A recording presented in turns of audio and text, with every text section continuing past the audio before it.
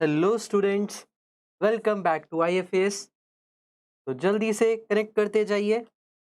आप सभी का स्वागत है आईएफएस केमिस्ट्री के यूट्यूब चैनल पर। तो जल्दी से कनेक्ट करते जाइए। आज देखते हैं हम हमारे थर्मोडायनामिक्स का last lecture, lecture number 15। Last lecture, lecture number 15, right. Lecture number 15 है आज हमारा लास्ट लेक्चर, लेक्चर नंबर 15, जिसके अंदर जो एक दो टॉपिक्स आपके बचते हैं उनको डिस्कस कर लेंगे, उनको डिस्कस करेंगे, प्लस पे कुछ क्वेश्चन प्रैक्टिस करेंगे, राइट। ठीक है। और सीएसआर नेट गेट के लिए जो इंपॉर्टेंट टॉपिक्स उसको मैं आगे लेकर आ रहा हूँ नेक्स्ट वीक में, सही है। ठीक है। तो आज हम पढ़ते हैं lecture number 15। Good afternoon everyone, जल्दी से कनेक्ट करते जाओ, बस शुरू करते हैं हमारा खेल। ठीक है। तो आज थोड़ा सा आराम से बैठ के लेते हैं, है ना। अच्छे समझते हैं, मैं भी आप लोग के कमेंट्स को आराम से पढ़ पाऊंगा, बढ़िया तरीके से आप लोग को भी समझ में आएगा, है ना। बोर्ड पर अच्छा रहता है, समझाने में भी अच्छा रहता है, लेकिन बोर्ड पर इंटरेक्शन कम हो पाता है। यहाँ बैठ के आराम से इंटरेक्शन में बहुत अच्छे से कर पाऊंगा, राइट। सही है। तो जल्दी से कनेक्ट करते जाओ, लाइक करते जाओ वीडियो को, दोस्तों के साथ शेयर कर दो। ठीक है, दोस्तों के साथ शेयर कर दो, लाइक कर दो जल्दी से। फटाफट से हम सेशन को शुरू करेंगे। Sir when will be the mega contest held for thermodynamics, इसकी इन्फॉर्मेशन मैं आपको, मेगा कॉन्टेस्ट कब होगा इसकी इन्फॉर्मेशन मैं आपको मंडे को दे दूंगा। ठीक है, मंडे को एक वीडियो बनाकर मैं आपको बता दूंगा कि कब आपका मेगा कॉन्टेस्ट होगा, कब से कब तक वो एक्टिव होगा और कब आपको उसको देना होगा। ठीक है। दे हर कोई सकता है, लेकिन मुझे पता है कि टॉप के बच्चे कौन से थे, तो वो उनके ही मैं फिर आगे कंसीडर करूंगा रिजल्ट के लिए। ठीक है। प्रैक्टिस के लिए कोई मर्जी दो, कोई दिक्कत नहीं है, लेकिन मुझे पता है कि कौन से बच्चे टॉप पर थे, जिन्होंने जो कॉन्टेस्ट हमारे हुए उनमें अच्छे से परफॉर्म किया है, रैंक्स लाई हैं, तो उन्हीं बच्चों के से रिगार्डिंग फिर मैं रिजल्ट आगे अनाउंस कर दूंगा। ठीक है। तो मंडे को मैं इससे रिलेटेड आपको सारी इन्फॉर्मेशन दे दूंगा। ठीक है। एक्टिव कब से कब होगा टेस्ट, क्या कुछ सारी चीजें आपको मिल जाएगी इन्फॉर्मेशन। ठीक है। चलिए, गुड आफ्टरनून एवरीवन, जल्दी से कनेक्ट करते जाइए, जल्दी से गुड आफ्टरनून, गुड आफ्टरनून, जल्दी से कनेक्ट करते जाइए। बस शुरू करते हैं हम हमारे सेशन को। ठीक है, शुरू करते हैं हम हमारे सेशन को, जल्दी से कनेक्ट करते जाइए। ठीक है, एक दो टॉपिक सिंपल सिंपल से इसके बचे हैं। तो फ्यूगासिटी वगैरह वाला भी, वो भी टॉपिक वैसे तो हाफ आवर का टॉपिक है, उसमें भी कुछ इतना नहीं है। हाफ आवर से related, maximum half hour 45 minutes का टॉपिक है, बट उसको लेकिन हम अच्छे से करेंगे, है ना। ठीक है। हाँ, ये लास्ट लेक्चर है, ऑलमोस्ट ये लास्ट लेक्चर है बिल्कुल थर्मोडायनेमिक्स की सीरीज का। ठीक है, ऑलमोस्ट ये थर्मोडायनेमिक्स की सीरीज का लास्ट लेक्चर है। ठीक है, जहाँ तक जितनी इंपॉर्टेंट बातें रही सब मैंने आपको बताया, सब बताया है। और जैसा कि मेरी कमिटमेंट थी कि मैं यूट्यूब पर पूरा थर्मोडायनेमिक्स पढ़ाऊंगा, that's what I did, right. ठीक है। तो चलो जल्दी से करेक्ट करते जाओ, बस करते जाओ, शुरू करते हैं। सर नेट के प्रीवियस ईयर भी कराइए, हाँ नेट के प्रीवियस ईयर भी करा देंगे, क्या दिक्कत है, वो भी टाइम आएगा वो भी करा देंगे। बिल्कुल, नेट के प्रीवियस ईयर तो मैं इवन आपको कॉन्टेस्ट के अंदर देता भी रहता हूँ, है ना। और हाँ, एक इन्फॉर्मेशन और मैं आपको दे दूं, एक इन्फॉर्मेशन और दे दूं। जो बच्चे असाइनमेंट मांग रहे थे, इसी वीडियो के डिस्क्रिप्शन में मैंने एक लिंक डाल रखा है, गूगल ड्राइव का लिंक। आप जैसे ही उस पर क्लिक करेंगे आपको असाइनमेंट मिल जाएगा। 45 क्वेश्चंस का असाइनमेंट डाला है मैंने। ठीक है, आज सुबह आते ही मैंने वो काम किया। ठीक है, तो आपको असाइनमेंट मिल जाएगा, और इसके अलावा जो टेलीग्राम ग्रुप का लिंक है वहां पर भी असाइनमेंट अपलोड हो चुका है। तो आप लोग जाइए, असाइनमेंट देखिए, प्रैक्टिस कीजिए क्वेश्चंस को। ठीक है, आप लोग कुछ असाइनमेंट्स बच्चे प्रैक्टिस क्वेश्चंस कह रहे थे, तो एक असाइनमेंट मैंने 40 से 45 क्वेश्चंस का डाल दिया है ऑलरेडी। ठीक है, तो आप करिए। ठीक है। ठीक है, प्रीवियस ईयर पेपर नेट के डिस्कस कर देंगे, कोई दिक्कत नहीं है। उसके मैं क्वेश्चंस इवन आपको कॉन्टेस्ट में देता रहता हूँ, कुछ प्रीवियस ईयर्स के क्वेश्चंस मैं आपको देता रहता हूँ कॉन्टेस्ट के अंदर। ठीक है, और उसके अलावा जो बनता है सब कुछ डिस्कस कर लेंगे, कोई दिक्कत नहीं है। और मेगा कॉन्टेस्ट के लिए तैयारी अच्छे से कीजिएगा, बढ़िया क्वेश्चन आएंगे उसके अंदर, बढ़िया क्वेश्चन लेवल के क्वेश्चन डालूंगा। ठीक है, थोड़े से तो बढ़िया क्वेश्चन आएंगे। ठीक है, थोड़ा सा लेवल उसका हाई करूंगा। ठीक है, अच्छे से उसकी तैयारी करना और फिर मेगा कॉन्टेस्ट देना। 70 से 80% स्कोर करोगे, मुझे भी अच्छा लगेगा यार, है ना। आप लोग को भी अच्छा लगेगा कि आपने थर्मोडायनेमिक्स सीखी है, तो बढ़िया से करना उसको, राइट। ठीक है। 3 mole of an ideal gas at 180 m and 20 degree Celsius are heated at constant pressure until the final temperature is this. What is work done for that? So this match say how we understood which process.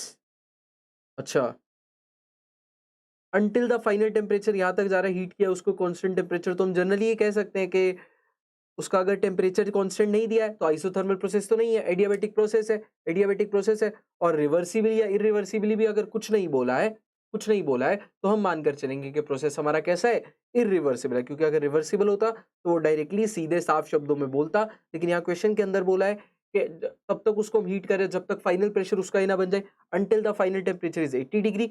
सो इस process को हम irreversible कहेंगे। ठीक है, net में open system ही तो extra topic होता है, बाकी सब तो जैम वाला सिलेबस ही होता है ना। हाँ, आज हम वही पढ़ने वाले हैं, आज हम वही पढ़ने वाले हैं गौरव। आज हम ओपन सिस्टम की ही बात करेंगे। Open system, Gibbs Duhem equation और किरचॉफ इक्वेशन एक नेट के लिए इंपॉर्टेंट होती है, वो मैंने आपको करा दी। क्लॉसियस-क्लैपेरॉन से क्वेश्चन आता है, क्लॉसियस-क्लैपेरॉन की आप मैंने आपको जो फेस इक्विलिब्रियम में पार्ट यूज होता है इवन वो तक मैंने आपको करवा दिया है, राइट। वो सारी चीजें करा दी है। और जो आपकी मिक्सिंग, आइडियल गैसेस की मिक्सिंग के रिगार्डिंग जो एंट्रोपी कैलकुलेशन होता है वो भी आता है सीएसआईआर के अंदर, वो भी मैंने आपको करा दिया है। सीएसआर गेट के अंदर वो पूछी जाती हैं चीजें, तो ऑलमोस्ट मैंने सब कुछ कराया ही है, राइट। थर्मोकेमिस्ट्री, थर्मोकेमिस्ट्री, थर्मोकेमिस्ट्री की कोशिश करेंगे, चलो थर्मोकेमिस्ट्री भी देखते हैं, करा देंगे, कोशिश करेंगे, ठीक है। हाँ, 2016-15 अरे जो मर्जी कहोगे वो सारे नेट के पेपर करा दें, कोई दिक्कत नहीं है, सब हो जाएगा, ठीक है, सब हो जाएगा। सारे नेट के पेपर सब कुछ डिस्कस करा दूंगा, कोई दिक्कत नहीं है, सारे क्वेश्चंस कर लेंगे हम, सारे हो जाएंगे, कोई दिक्कत नहीं है, ठीक है। चलें, शुरू करें फिर आज का लेक्चर, शुरू करें। चलिए, बहुत हुआ, ठीक है, अब शुरू करते हैं हम हमारा, ठीक है, लेक्चर नंबर 15, जहां आज हमें पढ़ना है thermodynamics of open system, open system and, ठीक है, thermodynamics of open system and Gibbs Duhem equation से रिलेटेड उसका कॉन्सेप्ट पढ़ते हैं। फिर उसके बाद हम एंट्रोपी के सेकंड लॉ से लेकर थर्ड लॉ तक के कुछ क्वेश्चंस प्रैक्टिस कर लेते हैं, ठीक है। फेस इक्विलिब्रिया समझ नहीं आता, आप वो यूट्यूब पे लेकर आइए, ओके, चलो कोशिश करेंगे। फेस इक्विलिब्रिया लेकर आएंगे, आसान सा टॉपिक है, फेस इक्विलिब्रिया कोई मुश्किल टॉपिक नहीं है, आसान सा टॉपिक है, आराम से देख सकते हैं, ठीक है। तो चलो शुरू करते हैं, शुरू करते हैं खेल हमारा। तो आज हम सबसे पहले पढ़ेंगे, आज हम सबसे पहले पढ़ेंगे, हाँ, क्वेश्चन आंसर होगा आज के लेक्चर में। पहले थोड़ी देर पढ़ लेते हैं, थ्योरी पढ़ लेते हैं अच्छे से, ठीक है। जो हमारे एक दो टॉपिक बचते हैं छोटे छोटे उनको समझ लेते हैं, फिर उसके बाद मैं कुछ क्वेश्चंस लेकर आया हूँ, वो हम देखेंगे, प्रैक्टिस करेंगे, सही है, ठीक है। तो आज हमें सबसे पहले बात करनी है thermodynamics of, thermodynamics of open system, open system की थर्मोडाइनामिक्स, ठीक है, ओपन सिस्टम की थर्मोडाइनामिक्स, ठीक है। अभी तक जो हमने थर्मोडाइनामिक्स पढ़ा, अभी तक जो हमने पढ़ा वो सारा का सारा, ठीक है, वो सारा का सारा अभी तक जो हमने थर्मोडायनेमिक्स पढ़ा वो सारा का सारा हमने कौन सा पढ़ा, क्लोज सिस्टम से रिलेटेड पढ़ा, राइट। अभी तक जो हमने थर्मोडायनेमिक्स सारा पढ़ा वो सारा का सारा हमने कौन सा पढ़ा, क्लोज्ड सिस्टम से रिलेटेड, क्लोज सिस्टम से रिलेटेड। स्क्रीन इज ब्लर, तो आप अपने फोन की क्वालिटी को इंप्रूव करिए, दिखेगा, अच्छे से दिखेगा। फोन की क्वालिटी को थोड़ा इंप्रूव कीजिए, मतलब 360 या 480 पे देखो, क्लियर दिखेगा, कोई दिक्कत नहीं है, ठीक है। Theory lectures are good, okay okay, हाँ, थ्योरी लेक्चर्स हमारे चलते रहेंगे, हमारे सेशंस अभी शायद टाइमिंग में थोड़ा सा इशू हो सकता है, नहीं तो आपको यूट्यूब पे रोज कुछ ना कुछ कंटेंट हमारी तरफ से डेली मिलेगा ही मिलेगा, उसके लिए डोंट वरी, कुछ ना कुछ हमारा जरूर चलता ही रहेगा, राइट, ठीक है। तो मंडे से जैसे कि आपको पता ही है हमारी बीएचयू की सीरीज स्टार्ट हो रही है 2 पीएम से, 2 पीएम से बीएचयू 2019 का पेपर हम डिस्कस करने वाले हैं, ठीक है। 2019 का पेपर बीएचयू का, बनारस हिंदू यूनिवर्सिटी का 2019 का पेपर डिस्कस होगा मंडे से 2 पीएम पर, ठीक है।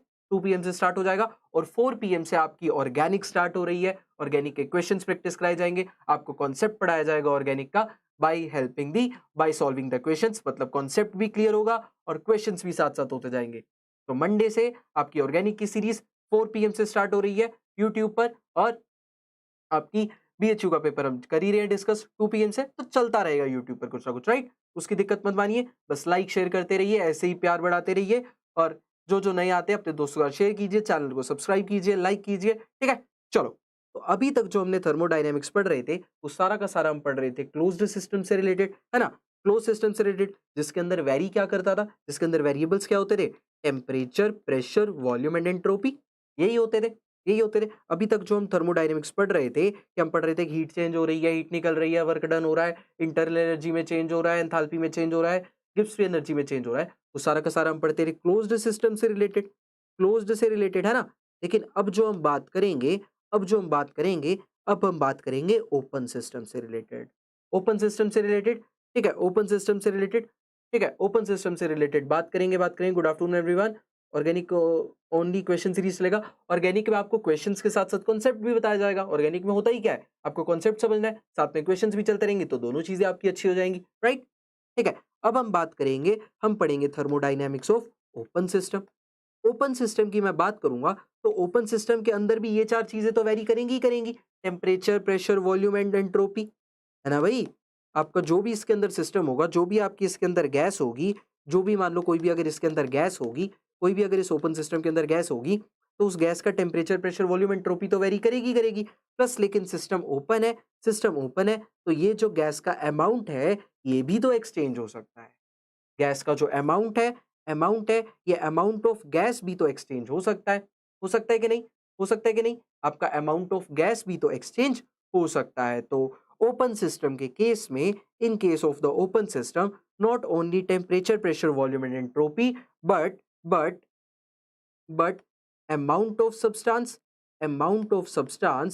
amount of species or number of moles can also vary. Amount of species और number of moles can also vary. number of moles भी vary कर सकते हैं, number of moles भी change हो सकते हैं और amount of species भी vary कर सकती है, right?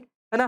तो ओपन सिस्टम के केस में आपके ये सिर्फ 4 वेरिएबल नहीं होंगे, ये 4 वेरिएबल सिर्फ नहीं होंगे, इसके अलावा आपके नंबर ऑफ मोल्स भी, या मैं कहूँ नंबर ऑफ मोल्स कहो या फिर आप अमाउंट ऑफ सब्सटेंस कहो, कुछ भी कहो, अमाउंट ऑफ सब्सटेंस कह लो या नंबर ऑफ मोल्स कह लो, ये भी आपके वेरी करेंगे, ये भी आपके वेरिएबल होंगे। In case of open system these will also be the variables. Close system है तो नंबर ऑफ मोल्स तो गैस के नहीं छिड़ सकते, वो इधर उधर नहीं हो सकते। लेकिन अगर ओपन सिस्टम होगा तो नंबर ऑफ मोल्स भी गैस के चेंज हो सकते हैं, वो भी आपके वेरिएबल हो जाएंगे। सही है, ठीक है, समझ में आ रहा होगा, इतना सबको समझ में आ रहा होगा, कोई समस्या नहीं होगी, कोई डाउट हो तो पूछ लेना। तो इधर देखो, इधर देखो, इधर देखो, मान लो मैं क्या करता हूं, मैं लेता हूं कोई ए गैस और एक मान लो मैं लेता हूं कोई बी गैस। ठीक है, दो गैसेस ले ली मैंने, ए गैस एंड बी गैस। ठीक है, अब मान लो मैं कहता हूं इसके मैंने लिए मान लो N1 मोल्स और बी गैस के लिए मान लो मैंने N2 मोल्स। सही है, ठीक है, कोई समस्या नहीं, किसी को कोई दिक्कत नहीं। ए गैस के लिए मैंने N1 मोल्स, बी गैस के लिए मैंने N2 मोल्स। इन दोनों को मिक्स कर दिया, एक डब्बे के अंदर डाल दिया। दोनों को मिक्स कर दिया, एक डब्बे के अंदर डाल दिया, एक डब्बे के अंदर डाल दिया। मान लो ये N1 है, ये N1 है, ठीक है, और साथ में ये N2 है। दोनों को एक साथ डाल दिया, दोनों को एक साथ डाल दिया। सही है, कोई दिक्कत नहीं है, दोनों को एक साथ डाल दिया, एक N1 मोल्स, एक N2 मोल्स डाल दिए हमने, डाल दिए डब्बे के अंदर। ठीक है, अब क्या हो सकता है, और वो सिस्टम कैसा है हमारा, सिस्टम कैसा है, ओपन सिस्टम है। सिस्टम कैसा है, ओपन सिस्टम है। सिस्टम हमारा ओपन है तो अब हमें पता है कि ये N1 और N2 भी हमारे वेरिएबल्स होंगे, राइट। N1 और N2 भी हमारे वेरिएबल्स होंगे क्योंकि सिस्टम ओपन है, ये N1 और N2 बाहर आ जा सकते हैं, N1 और N2 बाहर आ जा सकते हैं, राइट, है ना। N1 और N2 बाहर आ जा सकते हैं तो ये भी आपके वेरी करेंगे, ये आपके कांस्टेंट नहीं रहेंगे। तो temperature, pressure, volume and entropy के साथ आपके नंबर ऑफ मोल्स भी वेरिएबल होंगे, ये भी आपके वैरी करेंगे, ये भी आपके चेंज होंगे, राइट। तो फिर मान लो अभी हमारा एक सिस्टम बन गया, ओपन सिस्टम, ये एक हमारा सिस्टम हो गया, ये हमारा एक सिस्टम हो गया, ओपन सिस्टम है ये हमारा सिस्टम हो गया। अब अगर मैं बात करूं, अगर मैं कहूं कि इस सिस्टम की जो गिब्स फ्री एनर्जी होगी, इस सिस्टम की जो गिब्स फ्री एनर्जी होगी वो किस किस पे डिपेंड करेगी, किस किस पे डिपेंड करेगी, चलो आप लोग बताओ इस सिस्टम की गिब्स फ्री एनर्जी किस किस पर डिपेंड करेगी। अगर हमारा क्लोज्ड सिस्टम होता था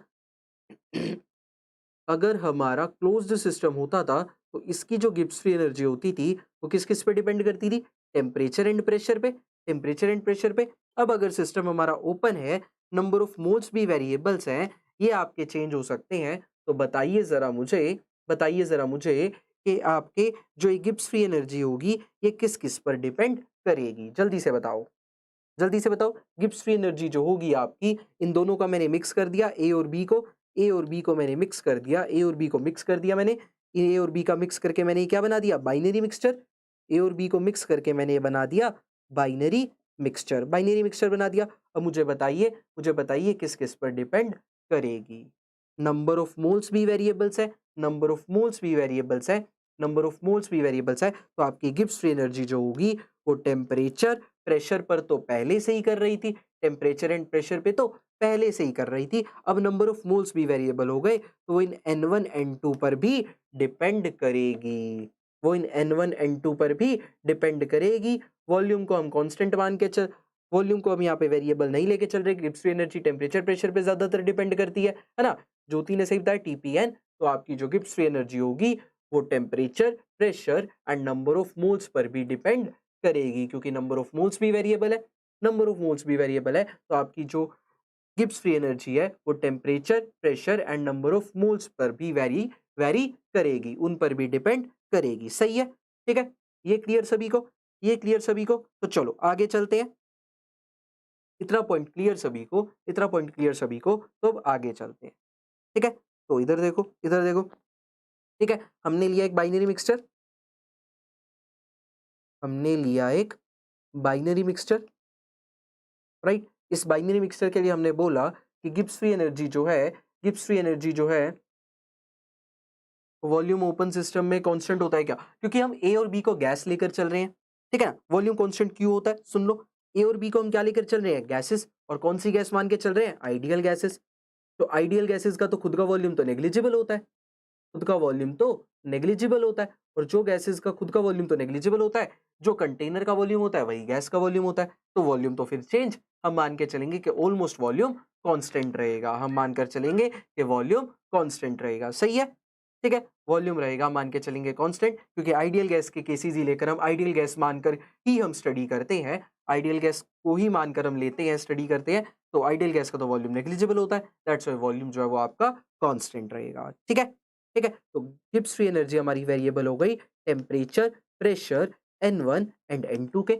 सही है, ठीक है। अब अगर मुझे इसका डेरिवेटिव लिखना हो, अब अगर मुझे इसका डेरिवेटिव लिखना हो तो मैं dg लिखूंगा, dg लिखूंगा, और dg किस किस पे डिपेंड करेगा, डेरिवेटिव जैसे लिखते आते थे, जैसे लिखते आते थे, जैसे हमने पहले भी लिखे थे कई सारे केसेस के अंदर, वैसे ही इसका डेरिवेटिव लिखेंगे। क्या होगा, क्या होगा, dg बाई dt। अगर टेम्परेचर के साथ वेरिएबल कर रहे हैं, टेम्परेचर के साथ वेरी कर रहे हैं इसको, तो ये तीनों के तीनों कांस्टेंट हो जाएंगे, pressure N1 N2, P N1 N2, ये तीनों के तीनों कांस्टेंट हो जाएंगे। यहाँ आ जाएगा dt plus plus dg by dp, dg by dp। अब की बार प्रेशर के साथ वेरिएबल देखा, अब की बार हमने प्रेशर के साथ वेरिएबल देखा, तो बाकी तीनों कांस्टेंट हो जाएंगे, Tn1 and N2, Tn1 and N2 constant हो जाएंगे, राइट।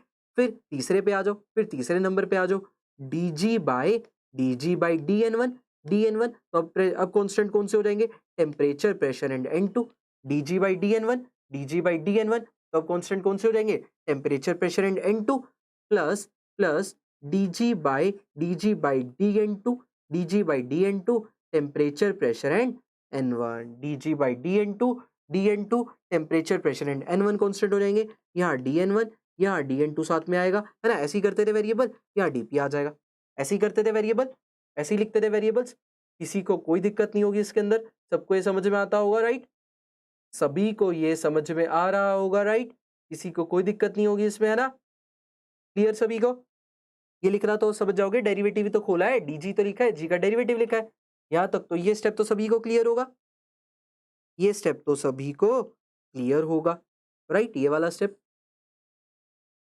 ये वाला स्टेप तो सभी को क्लियर होगा, है ना, ठीक है, ये वाला स्टेप सभी को क्लियर। अब जरा आगे देखो, अब जरा आगे देखो, हो गया बस अब तो, देखो इसको, अब जरा आगे देखो, del G by D T, D G by D T at constant P क्या होता है हमारा, d G by D T at constant P क्या होता है, जल्दी से बताओ मुझे, मैक्सवेल स्क्वायर लगाओ, दिमाग लगाओ, D G by D T at constant P क्या होता है, जल्दी से बताओ, D G by D T at constant P क्या होता है, मैक्सवेल स्क्वायर पहला लेक्चर, देखो 15वां लेक्चर भी हमारा पहले लेक्चर से कनेक्ट करता है, 15वां लेक्चर भी हमारा पहले लेक्चर से कनेक्ट करता है, जल्दी से बताओ मुझे, जल्दी से बताओ मुझे, D G by D T क्या हो जाएगा, D G by D T क्या होता है, मैक्सवेल स्क्वायर। अरे वैसे भी दिमाग लगा लो, डीजी को हम क्या लिखते हैं जब डेरिवेटिव करते हैं, वीडीपी माइनस एसडीटी सा कुछ नहीं लिखते, वीडीपी माइनस एसडीटी जैसा कुछ नहीं लिखते, तो उसके रिगार्डिंग बताओ भी क्या होगा, क्या होगा, जल्दी से बताओ, DG by D T at constant P क्या होता है, DG by D T at constant P क्या होता है, माइनस एस होता है, राइट। चलो बहुत बढ़िया, बहुत बढ़िया। ठीक है, तो ये आपका क्या होता है, minus S D G by D T at constant P. तो ये आपका क्या बन जाएगा, ये आपका क्या बन जाएगा, ये आपका बन जाएगा, ये आपका बन जाएगा minus S D T.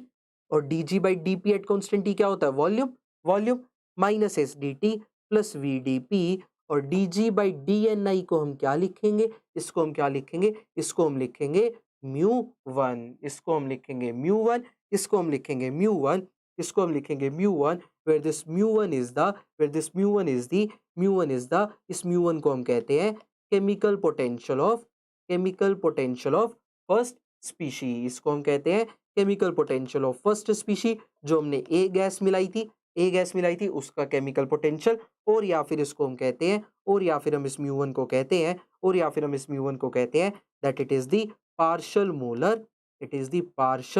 molar Gibbs free energy, it is the partial molar Gibbs free energy। ठीक है, म्यू वन होता है आपका केमिकल पोटेंशियल। केमिकल पोटेंशियल जब भी अगर म्यू लिखा मिल जाए थर्मोडायनेमिक्स से रिलेटेड तो समझ जाओ कि केमिकल पोटेंशियल की बात हो रही है, केमिकल पोटेंशियल की बात हो रही है। और वो किसके इक्वल होगा, अगर म्यू वन है तो d G by D n one के इक्वल होगा, अगर वो म्यू टू है तो d G by D N two के इक्वल होगा। और अगर किसी आईएच स्पीशी, किसी भी स्पीशी के लिए बात कर लोगे, किसी भी आईएच स्पीशी के लिए, किसी भी आईएच स्पीशी के लिए, तो आपका म्यू आई क्या होगा, D G by D N I. आपका म्यू आई क्या होगा, D G by D N I. सही है, तो ये आपका म्यू वन हो जाएगा, म्यू वन हो जाएगा। और ये आपका हो जाएगा म्यू टू, ये आपका हो जाएगा ऐसे म्यू टू, म्यू टू। तो आपका ये क्या बनेगा, अब आपका ये क्या बनेगा, आपका ये फाइनल डीजी क्या बन जाएगा, आपका फाइनल डीजी का एक्सप्रेशन क्या आ जाएगा, क्या आ जाएगा, ये आपका आ जाएगा V d P minus S D T. ये दोनों एज इट इज, इसको माइनस एस लिया, इसको पहले लिख लिया मैंने, पहले लिख लिया V d P minus S D T plus में ये mu one d n one भी है, डी एन वन भी है, इसको मत भूलना, इसको मत भूलना, डी एन वन को साथ लिख देंगे, प्लस में mu two D N two, plus में mu two D N two. ये आपका बन जाएगा डी जी का फाइनल एक्सप्रेशन, ये आपका बन जाएगा डी जी का final expression for the open system, D G का final expression for the open system. Clear सभी को, बता दो मुझे, क्लियर सभी को, कोई डाउट हो तो पूछ लो, नहीं तो फिर आगे चले, कोई डाउट हो तो पूछ लो, नहीं तो हम आगे चलें। बता दो ये सभी को क्लियर।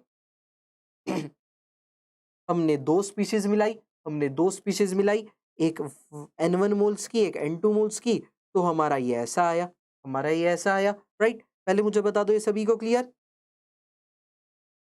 पहले मुझे ये बता दीजिए सभी को क्लियर, यहां तक सभी को क्लियर, कोई डाउट है तो पूछ लीजिए, ठीक है, कोई डाउट है तो पूछ लीजिए। चलो आगे देखते हैं, तो इधर देखो, तो ये हमने अभी दो स्पीशीज ऐड करी थी, वन एंड टू, दो स्पीशीज ऐड करी थी, तो हमारा एक्सप्रेशन क्या आया, V d P minus S D T plus mu one d n one plus mu two D N two. अगर मान लो हम कई सारी स्पीशीज लिखे, कई सारी स्पीशीज ऐड करें, कई सारे मोल्स अगर हम ऐड करें, है ना, कई सारी स्पीशी होंगी तो उनके कई सारे मोल्स होंगे। तो मान लो अगर मैं कहूँ कि फॉर आईएथ मोल्स, अगर मान लो मैंने कई सारे मोल्स डाल दिए, आईएथ मोल्स मतलब कई सारी स्पीशी डाल दी और उनके कई सारे अगर मोल्स हो जाएंगे, है ना, मान लो मैंने एन नंबर ऑफ स्पीशीज डाल दी, एन नंबर ऑफ स्पीशीज डाल दी, तो उनके एन नंबर ऑफ मोल्स होंगे, अलग अलग मोल्स होंगे, सबके अलग अलग मोल्स होंगे। तो आपका ये फाइनल एक्सप्रेशन क्या बन जाएगा, तो आपका ये फाइनल एक्सप्रेशन बन जाएगा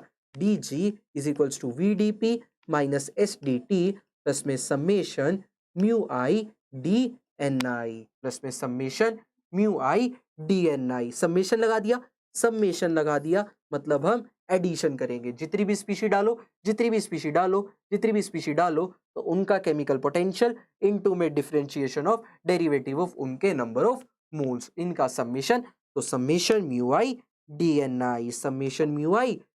आई, D G is equals to V D P minus S D T plus summation mu I D N I. ये आपका फाइनल एक्सप्रेशन डी जी का बन जाएगा, ये आपका फाइनल एक्सप्रेशन डी जी का बन जाएगा। बोलो क्लियर सभी को, क्लियर। अगर मैं आईएथ मोल्स डाल दूंगा, आईएथ स्पीशीज डाल दूंगा, तो उन सब के मोल्स अलग अलग होंगे, तो उन सब का फिर उसके रिगार्डिंग आपका जो डीजी का एक्सप्रेशन बनेगा वो ये बनेगा, आपका डीजी का जो एक्सप्रेशन बनेगा वो ये बनेगा। क्लियर सभी को, ठीक है।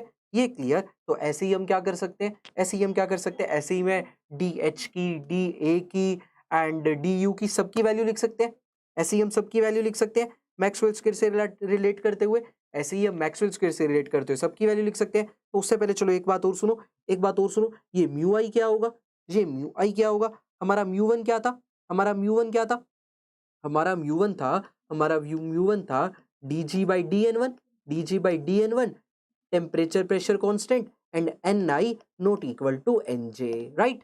N I not equal to N J, N I not equal to N j से क्या मतलब है, n n one not equal to, ठीक है, यहाँ पे तो एन टू आएगा, ये तो म्यू वन लिख रहे हैं ना भाई, ये तो म्यू वन लिख रहे हैं, तो यहाँ पे तो टीपीएन टू, यही था टीपीएन टू, यही था टीपीएन टू, है ना। तो म्यू वन तो आपका ये था, म्यू वन तो आपका ये था, D G by D n one, d G by D n one, T P n two, T P n two. तो ऐसे अगर आपको ये म्यू वन लिखना हो, आपको ये म्यू वन लिखना हो, तो ये क्या म्यू आई लिखना हो, आपको ये अगर म्यू आई लिखना हो तो ये क्या हो जाएगा, म्यू आई लिखना हो ये क्या हो जाएगा, D G by D N I at constant temperature pressure N I not equal to N J. N I not equal to N J का क्या मतलब, N I not equal to N J का ये मतलब कि यहाँ पर आप जो जिसका डेरिवेटिव ले रहे हो वो कांस्टेंट, वही चीज कांस्टेंट नहीं होनी चाहिए, क्योंकि उसको तो आप चेंज कर रहे हो, वो तो आप वेरी कर रहे हो, तो वो चीज यहाँ कांस्टेंट नहीं होनी चाहिए, इसलिए N I not equal to N J, N I not equal to N J वो सेम नहीं होने चाहिए। जो यहाँ पर डेरिवेटिव लिखा जा रहा है D D G by D N I, D G by D N I, वही यहाँ पर कांस्टेंट नहीं आना चाहिए। जब हम डी एन वन यहाँ लिख रहे थे तो यहाँ एन टू लिखा था, और यहाँ पर डी एन टू जब लिखा तो यहाँ एन वन लिखा था, राइट, एन वन लिखा था, है ना। तो ये आपके सेम नहीं होने चाहिए, सेम नहीं होने चाहिए, इसलिए मैंने यहाँ पर लिखा म्यू आई की वैल्यू, म्यू आई की वैल्यू, म्यू आई की value D G by D N I, D G by D N I at constant temperature pressure and N I not equal to N J, N I not equal to N J. तो ये mu I की value आपको याद रखनी है, ये mu I की value आपको याद रखनी है, ये इंपॉर्टेंट है, ये म्यू आई की वैल्यू आपको याद रखनी है, ये इंपॉर्टेंट है, ये इंपॉर्टेंट है, ये म्यू आई की वैल्यू आपको याद रखनी है, ठीक है। क्लियर सभी को, क्लियर सभी को, आगे चले, आगे चले, यहां तक सभी को क्लियर, कोई दिक्कत नहीं, आगे चले, ठीक है। तो ऐसे ही हमने डीजी की वैल्यू लिखी, जैसे ही हमने ऐसे डीजी की वैल्यू लिखी, ऐसे ही हम डीएच की, डीयू की एंड डीए की वैल्यू लिख सकते हैं, राइट, राइट। तो अगर मैं मान लो डीएच की वैल्यू लिखूंगा तो डीएच हमारा क्या होता है, हमें पता है डीएच हमारा क्या होता है, टीडीएस प्लस वीडीपी, डीएच क्या होता है, टीडीएस प्लस वीडीपी। ये लेकिन ये तो क्लोज सिस्टम के लिए होता है, खाली डीएच टीडीएस प्लस वीडीपी किसके इक्वल होता है, मैक्सवेल स्क्वायर से निकाला था ये, मैक्सवेल स्क्वायर से निकाला था ये रिलेशन हमने, है ना, मैक्सवेल स्क्वायर से निकालता टीडीएस प्लस वीडीपी। लेकिन अगर ओपन सिस्टम के लिए होगा तो यहाँ पर आ जाएगा summation mu I D N I, open system के लिए होगा तो यहाँ आ जाएगा summation mu I D N I. और अगर डीएच के साथ आप mu I D N I लिख रहे हो, डीएच के साथ आप summation mu I D N I लिख रहे हो, तो यहाँ पर आपके म्यू आई की वैल्यू होगी, यहाँ पर आपकी म्यू आई की वैल्यू होगी D H by D N I at constant temperature pressure N I not equal to N J. अगर आपका डी एच के रिस्पेक्ट में आपने म्यू आई लिखा है, डी एच के साथ में लिखा है, तो म्यू आई की वैल्यू डेल एच हो जाएगी, D H by D N I हो जाएगी, D H by D N I हो जाएगी, और temperature pressure N I not equal to N J. Sir real gas के फॉर्मूले इंपॉर्टेंट नहीं है ना, बहुत ज्यादा इंपॉर्टेंट नहीं है, लेकिन अगर आपको याद होने चाहिए, पेपर के अंदर बाय चांस पूछ लेता है, आपको याद होने चाहिए। एक आधी बार क्वेश्चन, एक दो बार क्वेश्चन आया हुआ है, अभी कुछ प्रीवियस ईयर्स में नहीं आ रहा, तो कभी भी फिर से पूछा जा सकता है, तो आपको याद जरूर होनी चाहिए, ठीक है। तो डीएच की वैल्यू ऐसे आ जाएगी, और डीएच के रिस्पेक्ट में अगर आप किसी ओपन सिस्टम का डीएच लिख रहे होगे, तो वहां पर अगर आप केमिकल पोटेंशियल लिखोगे म्यू आई, वहां पर अगर आप केमिकल पोटेंशियल लिखोगे म्यू आई, तो आपका ये लिखा जाएगा D H by D N I at constant temperature pressure N I not equal to N J. अगर आपने म्यू आई के रिस्पेक्ट में म्यू आई लिखा है डीएच के रिस्पेक्ट में, तो म्यू आई की वैल्यू होगी D H by D N I. ऐसे ही बात करेंगे, ऐसे ही बात करेंगे, अगर आप डीए लिखोगे, डीए लिखोगे तो डीए हमें पता है क्या होता है, minus PDV minus S D T. DA क्या होता है, minus PDV minus S D T, और प्लस में फिर इसके साथ भी ओपन सिस्टम के लिए लिखा जाएगा summation mu I D N I, summation mu I D N I, और इसकी भी म्यू आई की वैल्यू हो जाएगी आपकी, इसकी म्यू आई की वैल्यू हो जाएगी D A by D N I at constant. यहाँ पे वेरिएबल्स बदलते जाएंगे, वेरिएबल्स बदलते जाएंगे, या टेम्परेचर प्रेशर वेरिएबल नहीं आएगा रे, या टेम्परेचर प्रेशर वेरिएबल नहीं, या इसके वाले ये दोनों कांस्टेंट वेरिएबल आएंगे, एसपी, एसपी जो वेरी तो ये कर रहे हैं ना, एसपी वेरी कर रहे थे, एस एंड पी यहाँ पे डीएस हो रहा है, डीपी हो रहा है, एस और पी वेरी कर रहे थे, तो यहाँ कांस्टेंट एसपी आएंगे। ऐसे यहाँ पर वॉल्यूम और टेम्परेचर वेरी कर रहे हैं, तो यहाँ V T N I not equal to N J आएगा, V T N I not equal to N J आएगा। अब वैसे ही जैसे हमने डीजी का डिटेल में एक्सप्रेशन लिखा, ऐसे ही आप इनका लिख के देखोगे तो आपके यही रिजल्ट आएंगे। कांस्टेंट आएगा वी टी यहाँ पे डीए के रिस्पेक्ट में, और एसपी आ जाएगा डीएच के रिस्पेक्ट में। सही है, ठीक है, समझ में आ जाएगा, ये समझ में आ जाएगा, कोई दिक्कत नहीं होगी। ऐसे ही हम डी यू की वैल्यू भी लिख सकते हैं, तो डी यू की वैल्यू क्या हो जाएगी, T D S minus P D V plus summation mu I D N I plus summation mu I D N I, और इसके म्यू आई की वैल्यू हो जाएगी, इसके म्यू आई की वैल्यू हो जाएगी, क्या हो जाएगी, D U by D N I, और कांस्टेंट हो जाएंगे एस और वी, कांस्टेंट हो जाएंगे S and V, N one N I not equal to N J, N I not equal to N J. बोलो क्लियर सभी को, क्लियर सभी को यहां तक किसी को कोई डाउट हो तो पूछ लो।